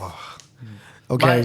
Mine is like Sounders, and I've not seen Sudden Rush, and I've not seen Ty Sounders in concert, and I don't think I've ever seen Lee Kong. I didn't go to his concerts. I was working. Okay. So I don't even know if I answered this question. Did I answer it? Which one? The one Oh I yeah, just asked. you didn't answer. Oh, I didn't answer? You haven't gone Okay. to any of your Hmong or non-Hmong? Shit, it's really funny because I never. Okay, I saw a Tital, right? Sounders at a FFS insurance company event, right? They came and played once. I actually went up to him when he had a mask on, and I was like, "Hey, are you Tital?" Got a picture with him. I was so excited. Like I said, I grew up with their music, right? So just Tital, and then as funny as this sounds, okay. But okay, the other artists, I didn't really get to see them play or sing, but they've been on the podcast. So not her, Tremaine, and Sega. I bring them on the podcast. Yeah. So yeah, you could count those. What about Those are those female artists that you named that you like, or is it just because you grew up around them? which ones? Oh, like Jami. Yeah, Chami. I have never met Jami in person. I never Not met yet. her. Not yet, at least. Not yet. What? So you never seen her in concert either? Never seen her in concert. I've never seen any other person in concert. Oh, but God, none of us said Yasmin, which is kind of. I was like, damn. I've never seen Yasmin either. Yeah, I've never seen Yasmin in concert. I've only No. seen her in person. Oh, I haven't even seen her in person. Oh, just go to Hmong Village. Oh, she's not there. She's never there. Just buy her pack of cards and Yeah. you'll see enough. You gotta support local artists, okay? I went to Hmong Village just to grab boba or like crazy steak, and then all of a sudden I passed and I was like, "Who's this?" And like, I think at some point I was like, "Oh my God, is that Yasmin?" I'm just like, I guess. I Yo, don't know. I've never seen her in person either. So, but yeah, the closest I've ever been with artists is not her, Sega and Tremaine, and then Jarrod. Okay, Exactly. I mean, and then part of the podcast is so that I can meet all these these other celebs. Yeah, but it just falls down that route. Falls down that way. Like I never thought I was gonna meet Morley. Oh, shoot. I ran into Morley several times, and I just love his work. And then finally, I got to talk to him. I got to chat with him for a bit, but then I asked for him to come on the podcast, and he agreed to come on. So I was psyched, man. I could just chat with him for a long time. I And never then- would ever meet Soul in person until that night. Oh yeah, I saw Soul in Chokya Yep. at his podcast. So I saw the interview he did with them. Yeah. But Soul is not Hmong. I didn't even know that. Yeah, he's- So if you write his name backwards, guess what it says? Oh, is that why Laos. he wrote? He's Lao. Wrote it? Okay. Oh, That's why Seoul. You write the name Seoul, Oh. and then you write it in reverse. It's actually Laos in reverse. Does he tell people that? Yeah, I think he. Yeah, he said did. it once. He said it. Oh, okay. Probably I didn't watch the whole episode of him. No, he doesn't set it on. I don't know if he said it on, because I know he told me in person, because that's why I asked Soul for advice on how to make music, Yeah. and I'm grateful for him for helping me with that. you should have yours as like Filipino backwards. I don't know what that will say. Nope, that would be- that sounds like it sounds That would like- be it sounds- weird. It sounds like I genuinely think I would sound like a Nazi. No, but Laos that was a creative way. When he told me that's what it actually says. Damn, what the hell? What's his real name though? Perry. Perry. Yeah. Wow. You can say his real name. You would have never. You would never guess that. Perry. No, he's genuinely a great guy once you get to know him, and he's always down to like help people out, like especially. Oh, that's cool. Like I'm again eternally grateful for the advice that Soul gave me, to like on how to like maneuver my way through like a hook in music and all that stuff. Just something like that really like, it sits right in my mind, and it's generally something that helps me a lot. Well, So. we got like a few minutes left. You guys want to do any shout outs, and you guys want to do any Plug your podcast, plug your shows. plug your links stuff, and everything. plug your discounts and everything. Yours Okay, first, so. So you guys want me to do first? Oh, you go Yeah. first. Okay, so Face to Face, you guys, those are my glove company, trademark. A shout out to Four Thumbs. Shout out to all the boys out there, especially. You guys struggle. You guys go through whatever kind of hardship you guys go through, but trust me, the journey is going to be a lot better if you guys continue and you guys work hard and stop thinking about your depression.